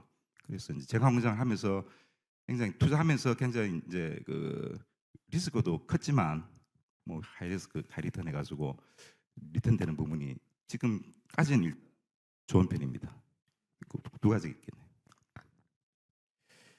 네, 그래서 그 회사 입장에서는 이제 경험이 많이 쌓이시다 보니까 이제 원가 절감할 수 있는 방안들 그쪽으로 이제 어떤 전략적 방향이 잡히시고 이제 이렇게 갈 수 있다. 그러니까 결국에는 경험이 많이 쌓이고 노하우가 많이 쌓이면 길이 보인다. 이제 이렇게 또 이해가 될 수가 있는 것 같습니다. 맞습니다.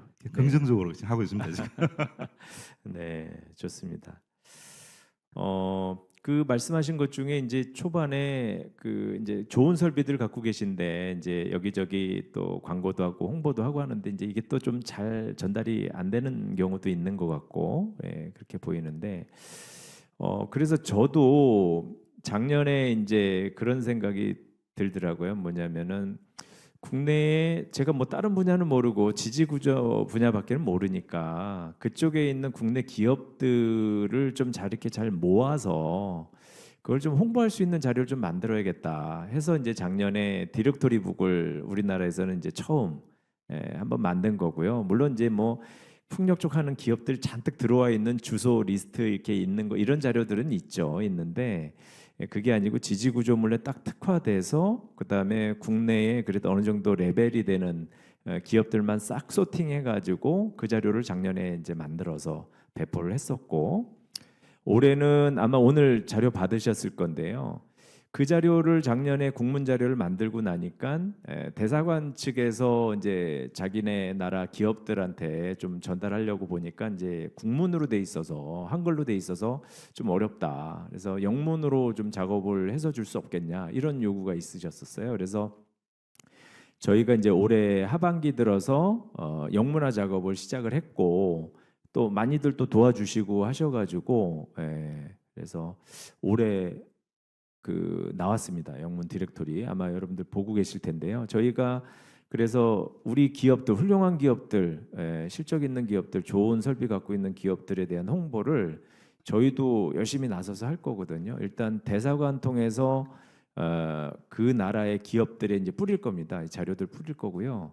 그 다음에 이제 국제 전시회나 이런 쪽에 갈 때 우리 이제 협회나 이런 쪽 그 같이 좀 협조해서 부스가 만들어지거나 하면은 우리나라 기업들 자료이잖아요. 그게 그래서 거기에 좀 협조 요청 받아가지고 해외 기업들이 방문할 때마다 이렇게 좀 뿌릴 수 있도록 그렇게 하려고 합니다. 그래서 그런 부분들에 대한 거 우리가 좋은 무기를 갖고 있는데 선전이 잘 안 되는 경우들이 있어서 그래서 이번에 만든 자료는 그렇게 좀 활용하려고 저희 생각을 하고 있습니다. 네, 말씀 감사하고요. 그래서 지금 이제 또 다음 주제로 좀 넘어가야 될 것 같은데요. 이게 사실은 되게 이제 중요한 부분이라고 저는 생각이 드는데 중간에도 이제 사실은 좀 말씀이 나온 부분인데요. 이때 우리 기업이 각자 이제 노력들 많이 하시는데 그래도 이제 작은 기업보다 큰 기업들은 그래도 뭐 네임 밸류도 있고 하셔가지고 어느 정도 이제 영업이나 이런 것들이 해외의 어떤 발주처나 이런 데하고 이야기가 잘 되시는 데도 있지만 또 뭐 한국이 풍력이 그렇게 많이 지금 성숙되어 있는 상황이 아니다 보니까 어디 가서 이제 미팅을 하든 약간 조금 좀 외면당하고 하는 그런 것들도 좀 있는 것 같아요. 그래서 이렇게 혼자서 움직이다 보면 한계가 분명히 있는 것 같고 그래서 뭔가 좀 정부나 정부기관 이런 데서 이런 부분들을 좀 도와주면 우리가 조금 더 쉽게 해외 시장을 진출하는 데 있어서 도움이 되겠다. 이런 것들이 좀 있을 수 있을 거라고 생각이 듭니다. 각 기업마다 처한 이제 그 상황들이 다르시기 때문에 조금 더 다른 답변이 나올 걸로 좀 예상이 되는데요. 혹시 그런 부분에 있어서 이야기를 좀 한 분씩 해주셨으면 좋겠는데 어떻게 우리 구영철 상무님서부터 한번 이렇게 얘기를 좀 해주실까요? 예. 네. 도화 엔지니어링은 그 일단 해상풍력 쪽 사업보다는 인프라 쪽에서 지금 그 세계 각국에서 다양하게 이제 프로젝트를 진행하고 있는데요. 그 기반이 된 이제 그 바탕이 국내에 충분한 인적 자원, 이 국내에 충분한 인적 자원이 있다라 기술 엔지니어들이 있다라는 얘기는 국내에 풍부하게 사업들이 있었다라는 얘기죠. 그래서 인적 자원들을 충분히 확보를 하고 있었고 그 인적 자원들의 기술력을 바탕으로 해서 일단 저개발 국가서부터 시작을 해서 지금은 뭐 그 준수한 국가까지 이제 그 설계 기술을 그 해외 나가서 이제 수출을 하고 있는데요. 문제는 이제 해상풍력 쪽으로 넘어오게 되면 저희가 그 국내 시장이 활성화되어 있지가 않다 보니까 이 인적 자원 자체를 내수용으로 활용할 수 있는 인적 자원 자체를 확보하기도 굉장히 지금 어려운 실정입니다. 그래서 그 굉장히 그 지금 다들 아시겠지만 굉장히 우리나라가 뭐 그 장내 그 설치 용량도 되게 크고 굉장히 광고도 많이 하고 선전도 많이 하고 겉보기에는 굉장히 프로젝트가 되게 활성화되어 있는 것 같은데 실제로 내실 안으로 들어와 보면 그 아까도 이대용 교수님께서 말씀하셨듯이 설계 기술력이 80% 정도에 올라와 있다는 거는 마지막을 못한다는 얘기거든요. 마지막을 못하기 때문에 결국은 그 외국 기술이 들어와서 그 손을 대야 될 수밖에 없는 실정이고 그걸 극복하려면 저희가 인적 자원을 충분히 확보를 하고 기술력을 키워야 되는데 그 인적 자원조차 확보할 수 없는 국내 이제 불확실한 국내 시장이 있다라는 겁니다. 그 해상풍력 상세 설계를 수행할 때 실제로 한 4~5명 정도가 수행하면 될 줄 알지만 실제로 해외 선전 업체랑 일하다 보면은 전문가들이 30명 이상 전문가들이 투입이 됩니다. 각각 고유의 전문 기술에서 굉장히 섬세하고 디테일한 아웃풋을 끄집어내기 때문에 정말 그 어떨 때는 감탄할 때도 있습니다. 이거 뭐 그 진짜 현실적인 얘기입니다. 저희도 그런 기술력을 확보하기 위해서는 정말 정부에서 그 어떤 이런 국내의 해상풍력 시장을 좀 그 안정적으로 만들어 줄 수 있는 뭐 규제 완화라던가 투자 뭐 이런 것들이 좀 이루어질 거라 이거 좀 그 도움을 줘야 된다라고 생각이 되어집니다. 네. 인적 자원 육성 관련된 부분인데 저도 사실 조금 좀 한마디 드리고 싶은 거는 저희는 이제 학교에 보면은 이제 대학원이 있잖아요. 풍력 에너지 학과가 있는데 학생들이 올 때 이제 아마 비슷한 생각들을 하는 것 같습니다. 이게 내가 과연 그 대학원까지 여기를 가서 풍력 시장에서 내가 잘 할 수 있을까? 풍력이 좀 불안한데 이런 생각들을 많이 해요. 그러니까 지금 말씀하신 게 충분히 이해가 되는 게 아니다. 이 시장은 이제 충분히 안정적이고 계속 성장이 가능한 곳이다. 그리고 뭐 국내뿐만 아니라 이제 해외 시장 측면에서도 계속 이제 커갈 수 있는 그런 부분이다라는 어떤 확신, 뭐 이런 것들을 좀 줄 수 있는 분위기, 아니면 실제 이제 그런 것들을 좀 보여줄 수 있는 뭔가가 있으면 훨씬 많은 사람들이 그걸 믿고서 이 시장에 이제 올인을 하겠죠. 올인. 난 여기서 승부를 걸겠다. 충분히 이해가 되는 그런 말씀으로 저도 이제 학교에 있는 사람으로 이제 저도 비슷한 고민들을 하기 때문에 잠깐 끼어들어서 말씀드렸습니다. 네, 우리 팀장님. 저는 비단 그 수출 전략뿐만 아니라 전반적인 풍력 산업의 국내 풍력 산업의 발전을 위해서 정부에서 지원, 보완, 육성 정책을 지속적으로 더 강화해야 된다라고 생각을 하고 있습니다. 뭐 아시다시피 올해 고정가격 입찰 제도는 작년에 비해서 많은 부분이 보완이 됐습니다. 하지만 우리 지금 국내 풍력 산업은 계속해서 성장할 게 자명합니다. 지금 이런 정부가 초기에 있는 풍력 산업, 국내 풍력 산업을 보완하거나 육성하거나 그런 정책을 마련하지 않는다면 어쩌면 풍력 산업 또한 중국이라고 하는 저가 해외 미래 다른 사람들의 시장이 될 위험성이 크다고 봅니다. 그렇기 때문에 저희는 협회 그리고 유관 부서들과 협의해서 대정부를 설득하는 작업을 계속하고 있는데요. 이러한 작업을 하기 위해서 지금 오늘 같은 자리가 당장 출발점이 돼서 지속적으로 이런 자리가 마련해야 된다고 생각을 하고 있습니다.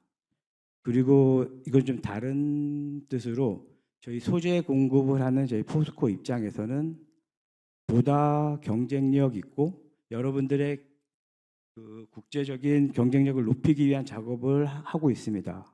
예를 들어 지금 풍력 지지물은 장치 산업이 거대화되고 있기 때문에 요청하는 소재 또한 더 무거운 제품, 더 긴 제품을 요청하고 있습니다.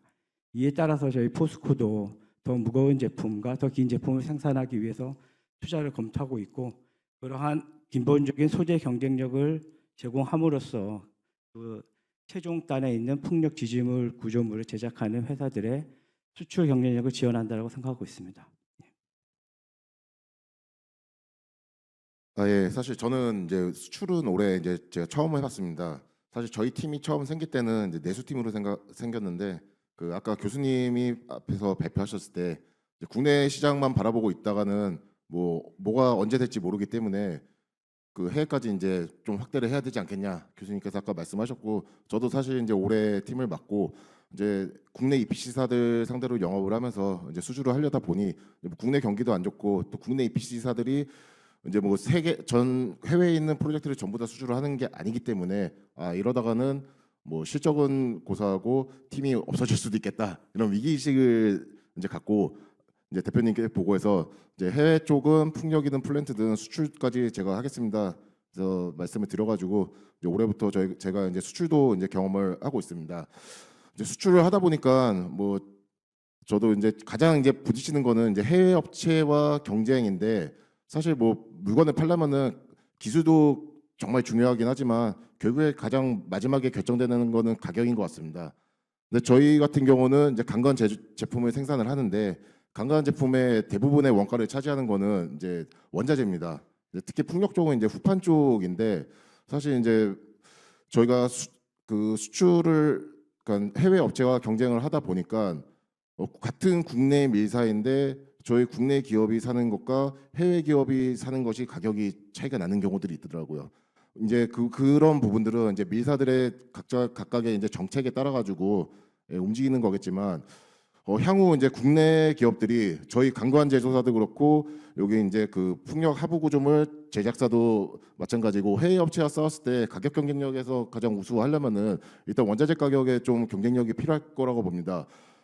이런 부분들을 미사들한테 무조건 싸게 달라 우리 수출해야 되니까 해외 업체랑 싸워서 이겨야 된다라고 고집을 해봐야 결국에는 국내 업체들끼리 이제 제살 깎아 먹기가 될 수밖에 없을 것 같은데 이런 부분을 이제 정부 차원에서 원자재 밀사들의 해외 수출 프로젝트에 대해서는 보조금을 지원해주는 이런 정책들을 펼쳐주면은 국내 업체들이 좀 더 해외 시장의 마켓쉐어를 확대하는데 큰 도움이 되지 않을까 이제 생각이 듭니다. 그리고 이제 풍력 시장이 계속 커지기 때문에 저희도 마찬가지고 풍력에 관련된 이제 기업들은 계속 투자를 해나가야 될 걸로 생각이 됩니다. 이런 부분에서도 이제 해외 업체들과 경쟁하기 위한 이제 원가 경쟁력을 이제 갖춰야 되는데 이런 부분 또한 이제 정부 차원에서 토지 구매할 때 인센티브를 제공한다든지 아니면 풍력 관련 설비를 투자할 때 또 별도의 인센티브를 제공한다든지 이런 국내 기업들이 경쟁력을 가질 수 있는 부분을 좀 적극적으로 검토를 하고 지원해 주셨으면 어떨까 하는 생각이 들었습니다. 네, 이상입니다. 아니 지금 말씀하신 거는 사실 포스코 쪽에서는 생각이 어떠신지 저는 좀 궁금한데요. 많이 말씀하셨는데 아까 약간 정부에서 좀 지원을 수출 물량에 대해서는 그렇게 해서 철강사가 손해 보게끔 한다는 게 아니고 어느 정도는 조금 그 윈윈 포인트를 좀 찾는 노력을 좀 해볼 수도 있지 않을까라는 생각이 드는데 혹시 먼저 그 간략하게 오해가 생길 수도 있으니까 저희가 어떤 특정 프로젝트, 특히 뭐 동남아, 대만 프로젝트 같은 경우면 솔직히 뭐 많게는 뭐 10개 이상이 되는 고객사들로부터 가격 인콰이리를 받고 오파 요청을 받습니다. 당연히 거기에는 내수 고객사들도 있고 대부분이 또 해외 고객사들도 있고 제가 이제 자신 있게 말씀드릴 수 있는 건 여러 가지 사정 때문에 특히 내수 고객사들에게 너무 눈에 띄게끔 인센티브 같은 혜택을 줄 수는 없습니다. 그렇다고 해서 그걸 다시 얘기하자면 반대로 내수 고객사들에게 정말 티가 날 정도로 부당한 조치도 취할 수는 없습니다. 저희 기본적인 방침은 저희 나름의 기준을 가지고 최대한 모든 저희의 고객사들이 공평한 경쟁을 할 수 있는 수준으로 지금 정책을 세웠고 그렇게 진행을 하고 있습니다. 만약에 이제 말씀하셨던 대로 수출 프로젝트에 한해서 만약에 정부의 보조금이라든지 무슨 자금적인 지원을 받을 수 있는지는 모르겠습니다. 저 무슨 그게 가능한지 안 가능한지 모르겠지만 저희도 받는 그게 가능하다라고 하면 긍정적으로 생각 안 할 이유가 없을 것 같습니다. 네, 그 일단은 이런 나온 의견들은 한번 정리를 해서요. 이게 뭐 될 수도 있고 안 될 수도 있고 뭐 그런 거잖아요. 그래서 일단 나온 의견들은 다 귀한 의견들이기 때문에 한번 정리를 하겠습니다. 그다음에 아까 말씀 후반부에서 그 이제 설비나 이런 것들에 대한 증축 부분에서 보면은 정부에서 약간 이제 세금 혜택이나 이런 거에 대한 얘기를 하셨는데 그거를 공식적으로 해주는 제도들이 또 있더라고요. 미국이나 이런 데서는 보니까. 그러니까 이제 그런 부분에 대한 거를 한번 정리해서 일단은 뭐 될지 안 될지는 그거는 뭐 지금 판단할 수 있는 건 아니니까 그래서 그런 의견들 다 주시면 저희가 수렴을 하겠습니다. 일단 수렴해서 정리를 하겠습니다. 예, 말씀 감사합니다. 네, 우리 정종훈 수석 부장님. 네, 저는 저희들이 공사를 하면서 또 에피소드 한두 가지와 그 다음에 이것도 밀쪽에 부탁드리고 싶은 얘기. 저희들이 금방 얘기하신 정부 지원인지 기업의 지원인지는 제가 정확하게 알지 못하지만은 일본에 저희들이 풍력 공사한 게 두 건이 있습니다. 뭐냐면 설계도 관련이 되는데 첫 번째 공사는 저희들이 DMV 강제를 썼습니다. 자, 썼는데 저희들이 견적을 낼 때 포스코 단가 기준 100원을 냈습니다. 100원을 냈는데 이쪽에서는 어떤 지원을 받아서 어떻게 했는지 모르겠지만은 최종 계약할 때는 5원을 얹어줄 테니까 105원에 써라. 그러면서 조건이 일본 강제를 써라 했습니다. 우리야 뭐 손해볼 거 없지요. 매출이 올라가기 때문에. 그렇게 해서 저희들 계약을 해서 납품을 했습니다. 그리고 그 공사화가 끝나고 한 2, 3년 지났죠. 또 그 회사와 또 계약을 했습니다. 또 일본 공사입니다. 풍력입니다. 그런데 이번에도 100원을 냈는데 포스코 금액을 105원을 써라. 그래서 105원 받았습니다. 그런데 이번에는 무엇이 다르냐? 첫 번째 공사는 저희들이 DMV 강제를 썼습니다. 그런데 두 번째는 지스를 썼습니다. 지스 강제를. 자, 그러면 여기서 뭐냐? 일본은 이런 식으로 계속 변하더래요. 한 3년 사이에. 지금 저희들이 일본 공사에 견적을 내면 대부분 강제는 EN 강제, 유럽 강제입니다. 재질이. 그런데 실제 사용될 때는 두 번째는 결국엔 지수 강제를 쓰더라는 겁니다. 그럼 우리 한국에서도 이제 설계한 업체에서도 그걸 한번 생각을 해봐야겠다 하는 걸 말씀드리고, 그다음에 이제 두 번째는 저희들이 지금은 결국 어찌 됐냐면 대만 공사지만은 여기에 디벨로퍼로서 투자자로서 참여한 회사가 일본이 있었습니다. 그런데 재질을 DMV 강제를 사용해야 합니다. 그런데 지금 현재까지는 대부분 유럽 재질인데 일본 강제를 써라 해서 왜 그러느냐, 이유가 뭐냐, 뭐 비공식적으로 물으니까는 일본은 유럽 강제, EN 강제에 대한 실적이 많이 없기 때문에 만약에 EN 강제로 가게 되면은 일본 업체가 납품을 못한다. 그리고 이 공사의 공사 금액이 엄청납니다. 제가 이걸 한 7조 8조 되는 공사이기 때문에 일본 자본이 한 30몇 프로 들어가 있기 때문에 강제만큼 일본에서 쓰려고 했습니다. 그래서 강제 제지를 DMV 강제로 했습니다. 그리고 거기서 조건이 있었습니다. 포스코에 사는 경우, 일본에서 사는 경우. 그런데 제가 이번 경우는 일본 강제보다 포스코 가격을 포스코하고 협의가 우리 쪽 구매 쪽이 잘 했는지 모르겠지만 10% 이상 차이 나게 일본 강제 가격 차이 두었습니다. 그러다 보니까 결국에는 제가 말씀드린 첫 번째 일본 강제 선거는 포스코 가격과 일본 가격이 한 5%밖에 안 됐습니다. 그러니까 5%를 얹어주면서 일본 걸 쓰라 했고, 두 번째 대만공사는 공사 금액도 엄청 컸습니다. 거기에는 10% 이상을 제가 차익을 두니까 결국 일본도 포기를 하고 우리 쪽에 알아서 사라 했습니다. 자, 그런데 여기서 문제는 뭐냐? 설계를 할 때 DMV 강제를 그걸 설계에 반영이 되어 있었습니다. 그런데 이 설계에서 보면은 DMV에서 요구하는 그 스펙을, 아니 이제 이 공사에서 요구한 스펙을 DMV 강제가 못 맞추는 겁니다. 그래서 특수한 아실 이제 여기 좀 아시는 분 제가 무슨 말 아실 겁니다.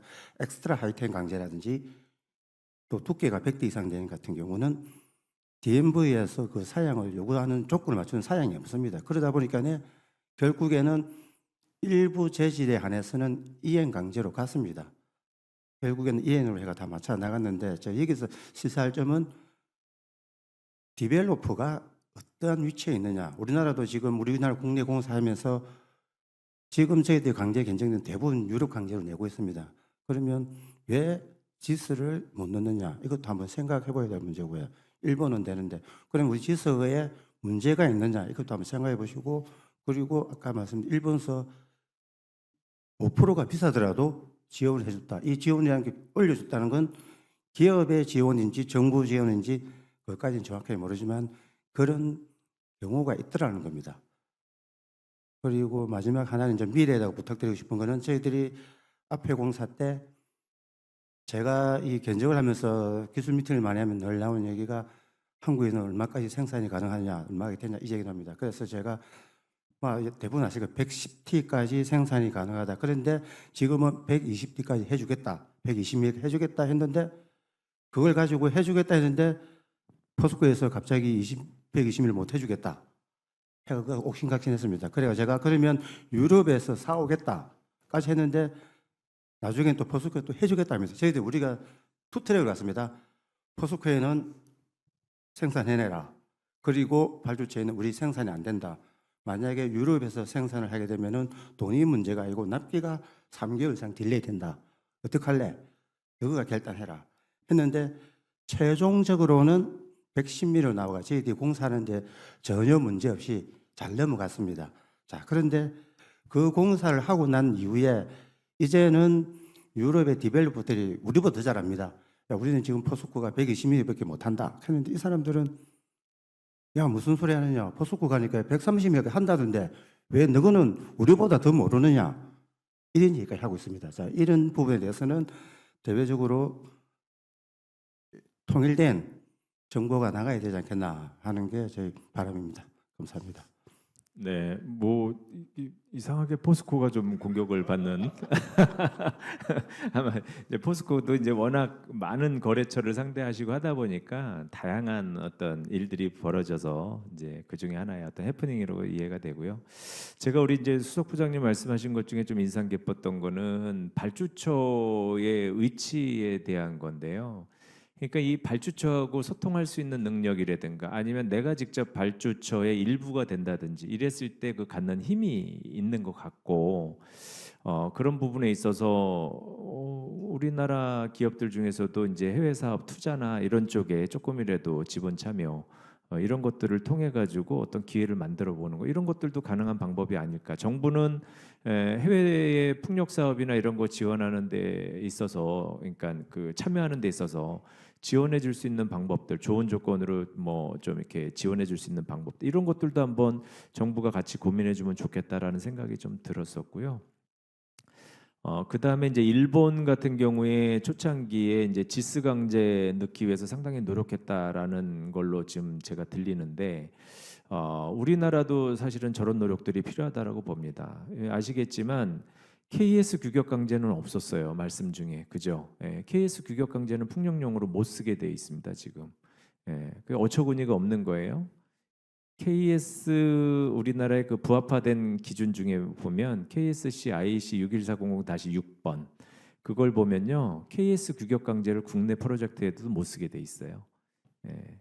그러니까 외국 거 미국, 일본, 중국, 유럽 예, 이렇게 강제 4개 나라 강제만 쓸 수 있도록 우리나라 KS에 돼 있어요. 이런 것들 어처구니 없지 않습니까? 예. 외국 거를 IC 61400-6을 그대로 베끼다 보니까 그렇게 된 거예요. 그러니까 이런 것들도 좀 모르고 무차별하게 외국 기준들 갖다가 그냥 베껴서 쓰고 있다라는 거죠. 그래서 KS 규격 강제가 이제 EN 규격이나 이런 거를 리플레이스를 하려고 하면 우리 철강협회에 나와 계시지만 철강협회나 이런 데서 EN 규격의 이퀴밸런시한 그 KS 규격 강종은 뭔지 이런 것들에 대한 작업이 되어 있어야지만 그리고 정부가 그거를 인준을 해줘야지만 그걸 기준으로 엔지니어들은 설계에 그걸 반영할 수가 있는 거거든요. 그러니까 이런 작업들이 상당히 좀 선결이 돼야 된다. 그러니까 이제 내수를 신경 쓰는 쪽에서는 국내 보급을 신경 쓰는 쪽에서는 그런 제도적인 부분에 있어서 기술적인 부분, 기술 기준도 우리나라 그 전기협회 KC가 지금 기술 기준입니다. 공식적으로 되게 지금 약하죠. 지금 그 부분에 대한 것도 빨리 보완이 돼야 되는 거고요. 그다음에 소재 측면에서도 아까 말씀드린 그런 지금 웃지 못할 상황이 국내에서 지금 벌어지고 있는 상황인 거고 해외 같은 경우는 이제 우리 좀 말씀들 쭉 해주시고 계시지만 해외 쪽 수출 쪽에 대해서는 정부가 뭐 관심은 좀 갖고 계시지만 적극적으로 도와주고는 못하고 계신 상황이었거든요. 그러다 보니까 그런 부분에 좀 더 신경. 그래서 어차피 투트랙으로 전략적 방향은 잡고서 각각을 좀 좀씩 나아갈 수 있게끔 이렇게 해주시는 게 맞는 게 아닌가라는 생각이 계속 듭니다. 네. 네, 이어서 우리 권호진 팀장님 말씀 주시죠. 아까도 처음 시작할 때 얘기가 나왔지만 이렇게 이 풍력 쪽의 해외 시장의 경쟁력을 갖추고 있는 거는 뭐 지지구조물 쪽하고 그다음 뭐 케이블 정도 뭐 이렇게 생각을 하고 있는데 지금 지지구조물에 대해서 뭐 특히 이제 대만 쪽을 봤을 때 옆에 뭐 SK 잘 아시겠지만은 현재 한 2, 3년 전, 3, 4년 전만 하더라도 한국 업체가 어떤 시장을 주도하는 형태가 됐는데 지금은 그게 이제 결국 가격적인 부분 때문에 이제 베트남 쪽으로 넘어간 거로 보이고요. 그리고 그런 와중에 이제 2, 3년 전, 3, 4년 전 저희는 요즘은 약간 뭐 그쪽에 좀 빠져 있지만 이제 어떤 대만 프로젝트가 나왔을 때 입찰을 진행하다 보면 결국은 나중에 피 터지게 싸우는 거는 국내 업체들끼리 서로 가격 가지고 싸우는 그런 형태가 되는 경우가 대부분이 그렇게 발생을 해서 결국 수주를 하더라도 그 공사를 가져오더라도 그게 만족스럽지 못한 형태로 가져오는 경우가 굉장히 많았거든요. 이제 그런 걸 봤을 때 이거를 이제 어떤 국내 해상풍력 시장에서는 국내 업체가 피 터지게 싸우는 건 당연히 싸워야 되는 거지만 해외 시장에서는 어떤 같은 동종에 대해서 어떤 일정한 방향을 가지고 그리고 어떤 뭐 좋게 말하면은 뭐 협력이고 뭐 나쁘게 말하면 뭐 해외 시장의 담합이 될 수도 있겠지만 그거를 어떻게 해줄 수 있는 조정해줄 수 있는 어떤 그런 게 필요하지 않을까 하는 뭐 생각을 좀 가지고 있는 게 하나고요. 또 하나는 이제 이 풍력 계약 금액들이 이렇게 적지가 않습니다. 이렇게 특히 지지구조물도 그렇고 뭐 단위가 굉장히 크고 또 부품 수출도 이제 건 바이 건으로 했을 때 이게 어떤 해외 계약 주체가 다 달라서 어떤 표준화된 계약서 형태가 없고 그쪽에서 요구하는 뭐 커머셜이 됐든 테크니컬이 됐든 사양들이 다 다른데 그거를 1개월, 2개월 한 3, 4개월 안에 그 많은 계약서 문구들을 다 이 그 기업들이 파악을 해서 이거에 대응할 수 있느냐? 이거는 뭐 대기업 계열은 뭐 그나마 뭐 법무팀을 준비를 해서 그거에 대해서 선제적인 대응을 하거나 뭐 할 수 있겠지만 수출을 하고자 하는 일반 기업에서는 사실 그 부분은 굉장히 어려운 부분이거든요. 그러면 그거에 대해서 정부가 해줄 수 있는 거는 그런 어떤 법률적인 컨설턴트를 해줄 수 있는 방안을 해서, 그리고 어떤 이 계약 조건이 뭐 굉장히 불합리한 조건인데 결국은 수용할 수밖에 없는 상황이 되든가 이런 것들에 대해서는 어떤 그 정부적인 지원으로 해서 그거에 대해서 대응할 수 있는 그런 형태의 보호는 좀 있어야 되지 않을까, 그렇게 생각을 하고 있습니다. 이상입니다.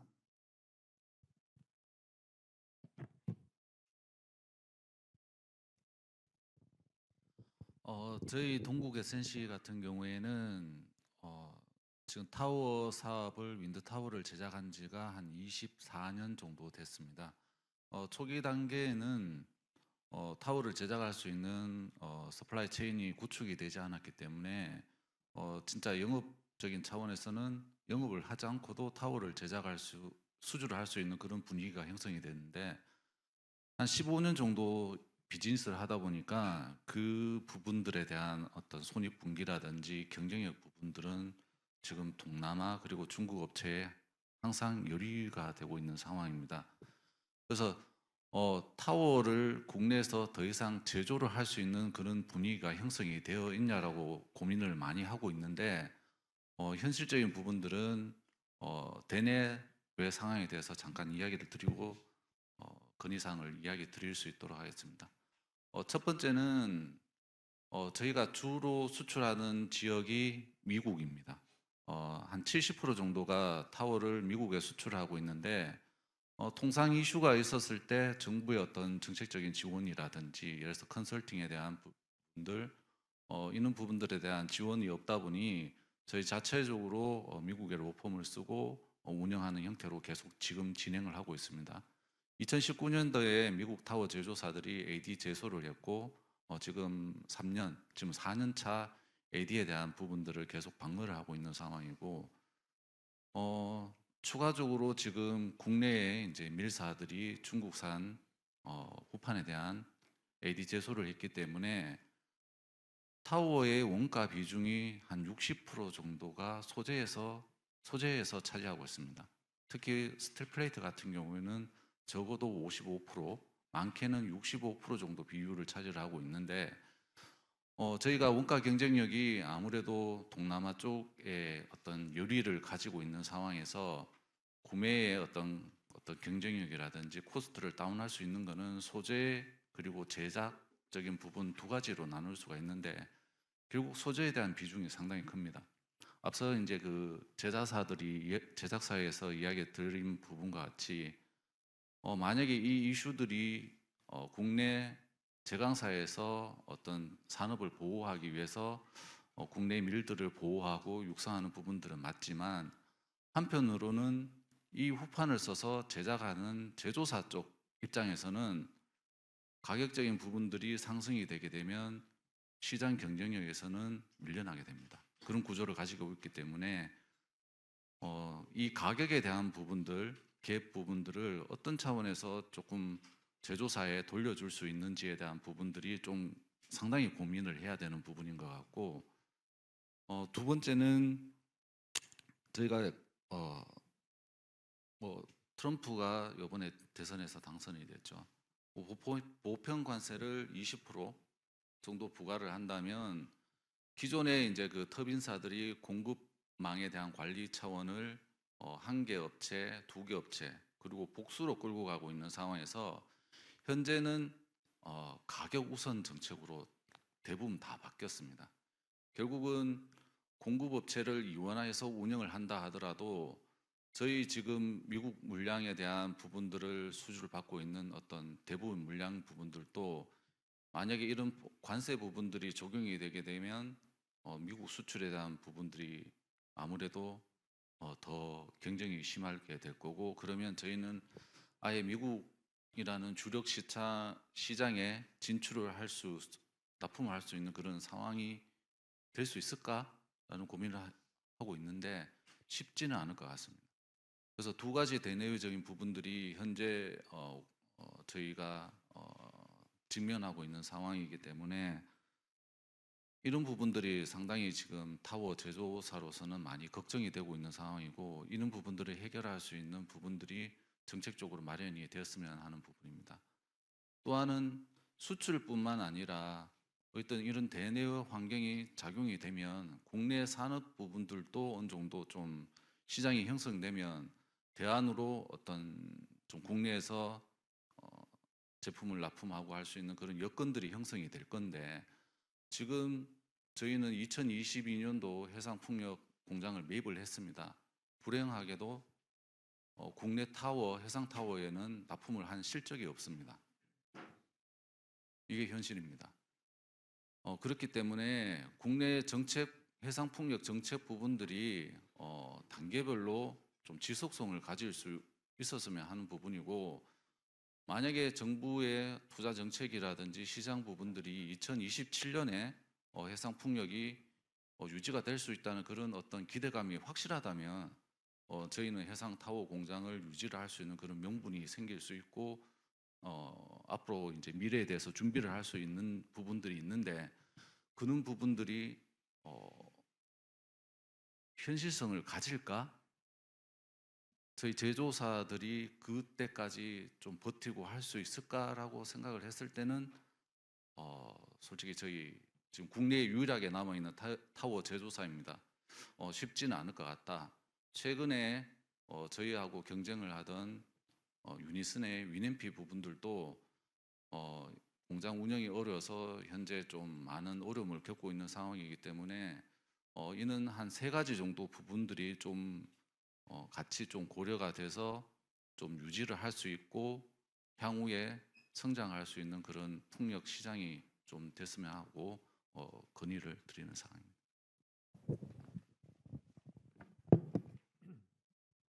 저는 짧게 하겠습니다.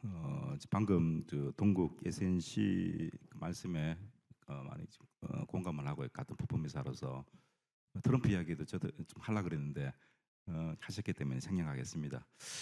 제가 이 간담회 어떻게 보면 바람일 수도 있는데 그 지지 구조물 쪽 그 대표 주자들도 모셨고, 그다음에 저희들은 태영고통에는 이제 지지 구조물하고 위에 있는 타워하고 있잖아요, 그죠? 그 사이에 이제 왜 보면은 그 트랜지션 피스라 해가지고 하부 구조물하고 이제 타워하고의 이제 그 이음새거라는 부품도 지금 개발하고 있습니다. 지금 정부 과제로 15메가짜리 지금 이제 개발하고 있는데, 여튼간에 그 지지 구조물하고 타워하고 이 전체적인 걸 한번 이렇게 이제 우리가 뭐 속된 말로 뭐 한국형 이야기했지 않습니까, 그죠? 그 이제 타겟 프라이스를 좀 정해가지고 좀 국제적으로 좀 경쟁력이 있는, 이렇게 어떻게 보면 지지 구조물에는 이 정도 가격, 그다음에 타워에는 이 정도 가격을 목표로 해가지고 하면 지금 이제 중국하고의 어떤 데이터 비교도 하시는데 뒤지지 않는 어떤 형태의 어떤 그 코리아 타입의 어떤 지주구조물 플러스 타워를 한번 대형 프로젝트를 해가지고 어떻게 보면 지주구조물 쪽에 컨트롤 타워, 뭐 원소재 쪽에 컨트롤 타워, 예를 들면 포스코라든지 세아 같은 경우에 또 강간도 하시고, 또 현대 같은 경우에는 또 사이사이 또 뭐 현대스틸 같은 경우에는 모노파일이라든지 자켓도 하시는 걸로 알고 있는데, 태용이라든지 이제 여기 있는 뭐 서한 EMP라든지 또 뭐 신라정밀이라든지 또 각자 도생을 해가지고 지금 세계에 거의 이제 많은 쉐어를 갖다 갖고 있는 그 부품 업체들이 있습니다. 그런 어떤 각 파트의 그 대표 주자들이 모여가지고 한데 모여가지고 한번 타워 부분, 지지구조 부분 해가지고 조금 전에 얘기했다시피 이제 코리아 타입을 한번 만들어가서 하는 게 이게 이제 수출 전략에 부합하지 않냐. 전체적인 어떤 이제 그 교통 정리는 정부에서 좀 해주고 있잖아요, 그죠? 그 중간 거는 이제 우리가 그 도사들이 이제 그 대표주들이 모여가지고 한번 고민해보는. 그래서 한번 이렇게 각자 도생, 그거는 이제 각자 도생 하지 말고 한데 모여가지고 한번 이렇게 수출해 볼 수 있는 어떤 길을 열어보자. 뭐 그게 제 꿈입니다. 네, 뭐 마지막에 말씀하신 건 상당히 이제 재밌는 생각이신 것 같고 그렇게 되려고 하면 사실은 이제 어떤 특정 프로젝트나 아니면 별도의 이제 실증 프로젝트를 이제 정부에서 좀 지원할 수 있는 그런 프로젝트들이 만들어지면 각 기업들이 가지고 있는 뭔가 새롭게 도전적으로 해볼 것들, 새로운 아이디어 이런 것들을 좀 접목을 해서 국제 시장에서도 경쟁력을 가질 수 있는 이런 것들을 한번 테스트도 해보고 검증도 해보고 이런 기회로 또 활용이 될 수가 있으니까 상당히 이제 좋은 아이디어라고 생각이 듭니다. 네, 지금 여기까지 해서 우리 이제 패널 위원님들이 가지고 계신 생각들 좀 전부 이제 말씀을 해주신 것 같고요. 시간이 약간 좀 오버되긴 했는데. 플로어 쪽에서도 혹시 좀 뭐 조언도 괜찮고요. 지금 말씀하셨던 거에 대해서 좀 첨언도 괜찮고 어떤 코멘트나 이런 것들 또 평상시 갖고 계신 생각이 있는 분들이 계실 수도 있고요. 그래서 좋은 의견 있으시면은 같이 좀 의견 정리할 때 포함을 좀 하려고 하는데 혹시 의견이 있으신 분들이 있으시면 손을 좀 들어주시겠습니까? 이런 자리에서 한번 좀 이런 얘기를 해봤으면 좋겠다.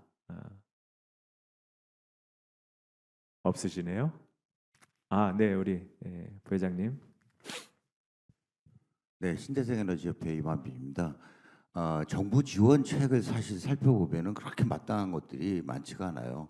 아까 말씀 중에도 나왔지만 보조금 같은 경우에도 사실 국제적으로 뭐 우리나라 기업들만 줄 수 없는 건 다 아시지 않습니까? 공평하게 모든 제도를 운영해야 되는 문제가 있고.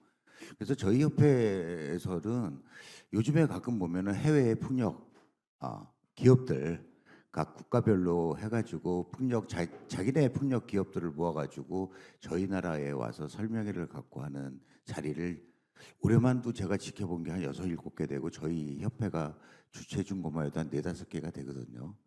우리나라는 아직까지 이렇게 나가는 경우가 없어서 혹시 그러한 기회를 저희가 만들어서 운영을 한다라고 하면은 어떻게 도움들이 되실런지를 한번 좀 여쭙고 싶습니다. 의외로 또 막상 모집을 하면은 또 막상 참여율이 또 저조한 경우들이 있어서 사실 저희가 생각만 갖고는 실제적으로 그걸 진짜 도움이 될런지 안 될런지가 모르겠어서 한번 여쭤뵙고 싶습니다.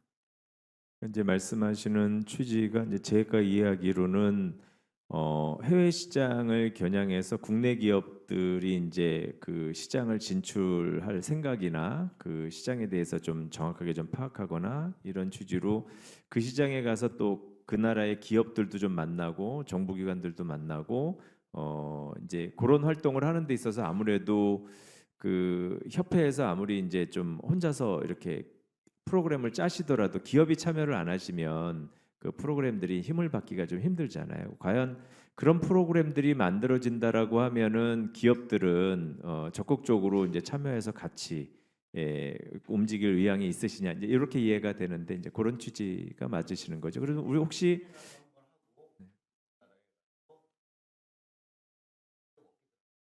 네. 그래서 이제 교류에 대한 거죠. 그러니까 정보 교류도 하고 어떤 사업 비즈니스에 대한 어떤 가능성도 서로 타진을 해보고 이런 것들에 대한 건데 우리 기업들 입장에서는 어떠세요? 그런 거를 우리 이제 관련된 협회나 이런 데서 진행을 한다라고 하시면 적극적으로 이제 참여하실 의향이 있으신 건지 아니면 그냥 우리가 따로 그냥 하는 게 낫겠다 이렇게 생각하실 수도 있는데 어떻게 생각을 하십니까? 한번 의견을 들어보고 싶네요. 그 마지막 제가 이제 발언했던 거하고 좀 이제 연결될 수도 있는데요. 일단은 지금 이제 각자 조성해가지고 다 수출을 하는 업체들도 있고 아닌 업체들도 있는데 그거보다는 앞에 일단은 이렇게 멤버십 서로가 있잖아요, 그죠? 국내 업체들끼리 이렇게 모여가지고 어떤 과제를 해본다든가 어떤 스텝 바이 스텝이 필요할 것 같아요. 가가지고는 사실 뭐 저희들도 그렇고 실적들이 각계 프로젝트 다 있거든요. 근데 가가지고 지밀될 수도 있는 거고 일단은 이제 모여가지고 뭐 우리라 하면 좀 그렇지만은 그래도 뭔가 이렇게 같이 어필할 수 있는 있잖아요. 이렇게 우리 가지고 이런 A, B, C, D 업체들이 모여가지고 한번 이렇게 너네들한테 공부할 수 있는 굉장히 좀 그 멤버가 구축이 잘 돼 있는 코리아 팀이 있다.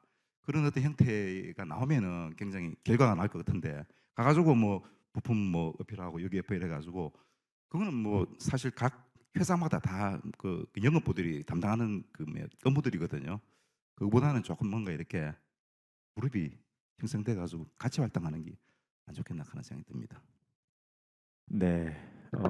일단 뭐 어떤 형태로 이제 또 어떻게 진행되느냐에 따라서 실효성이 있느냐 이제 그런 부분들은 더 결정이 될 것 같고요. 아무튼 다 좋은 의견들이신 것 같고, 아까 말씀드렸듯이 여기에서 이제 말씀하신 게 뭐 그대로 뭐 실현이 된다 이런 것도 아니고 일단은 전문가들의 입장에서 이제 평상시에 생각하고 계셨던 거 이런 쪽으로 좀 됐으면 좋겠다라는 것들을 오늘은 이제 듣고 수렴하는 자리입니다. 그래서 뭐 오늘 여기서 이제 모든 게 다 끝나는 게 아니고 차후에 또 여기서 의견 주신 거 정리해서 관련된 정보기관에 또 전달할 수 있으면 최대한 전달을 할 거고요. 그리고 또 이런 그 이어지는 행사가 아마 있어야지 그 다음이 또 다음 진행이 되고 이렇게 하면서 또 기업들이 더 발전할 수 있는 그런 방향들도 더 잘 보이실 것 같고 해외 수출에 대한 관심도 더 많아질 것 같고 이제 이렇게 진행이 될 것 같습니다. 그래서 오늘은 이제 시간 관계상 여기서 이제 마무리를 해야 될 것 같습니다. 그래서 말씀드렸듯이 저희가 최대한 여기 내용 정리된 거는 오늘 참석하신 분들이 다 공유될 수 있도록 저희가 일단 정리해가지고 뭐 다음 주나 좀 늦어지면 다다음 주 정도에 다 공유가 될 수 있도록 배포하도록 그렇게 하겠습니다. 이메일 주소 다 저희가 갖고 있으니까요. 그리로 해서 배포하고 그 다음에 저희가 아까 말씀드렸듯이 일단 대사관들도 유럽계 대사관들 먼저 해서 저희가 이제 컨택을 합니다. 자료도 저희가 만든 것도 전달을 할 거고 또 저희 기업들이 생각하는 내용들 중에 일부 또 대사관 해외 대사관이 좀 같이 상의했으면 좋겠다는 내용들도 뭐 슬슬 이야기를 해볼 거고요.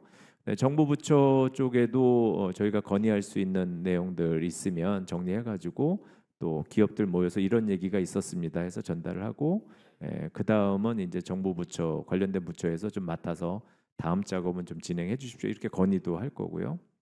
그래서 그런 취지로 오늘 자리가 만들어진 거고요. 아무튼 오늘 바쁜데 또 멀리서 오신 분들도 계시고 특히 우리 그 패널 분들 또 그 연말에 바쁘실 텐데 이렇게 어렵게 모셨습니다. 그래서 기꺼이 또 참여해 주시고 해주셔서 너무 감사합니다. 하여튼 오늘 여기 계신 모든 분들께 감사를 드리고요. 다음 행사를 저희 센터도 고민을 할 거고 같이 참석해 주신 오늘 신재생에너지협회, 풍력산업협회, 그 다음에 우리 철강협회 같이 고민해가면서 또 더 좋은 자리 만들어가지고 여러분들 또 모시도록 그렇게 하겠습니다. 네, 오늘 저희 패널 디스커션은 여기서 모두 마치도록 하겠습니다. 네, 감사합니다. 네.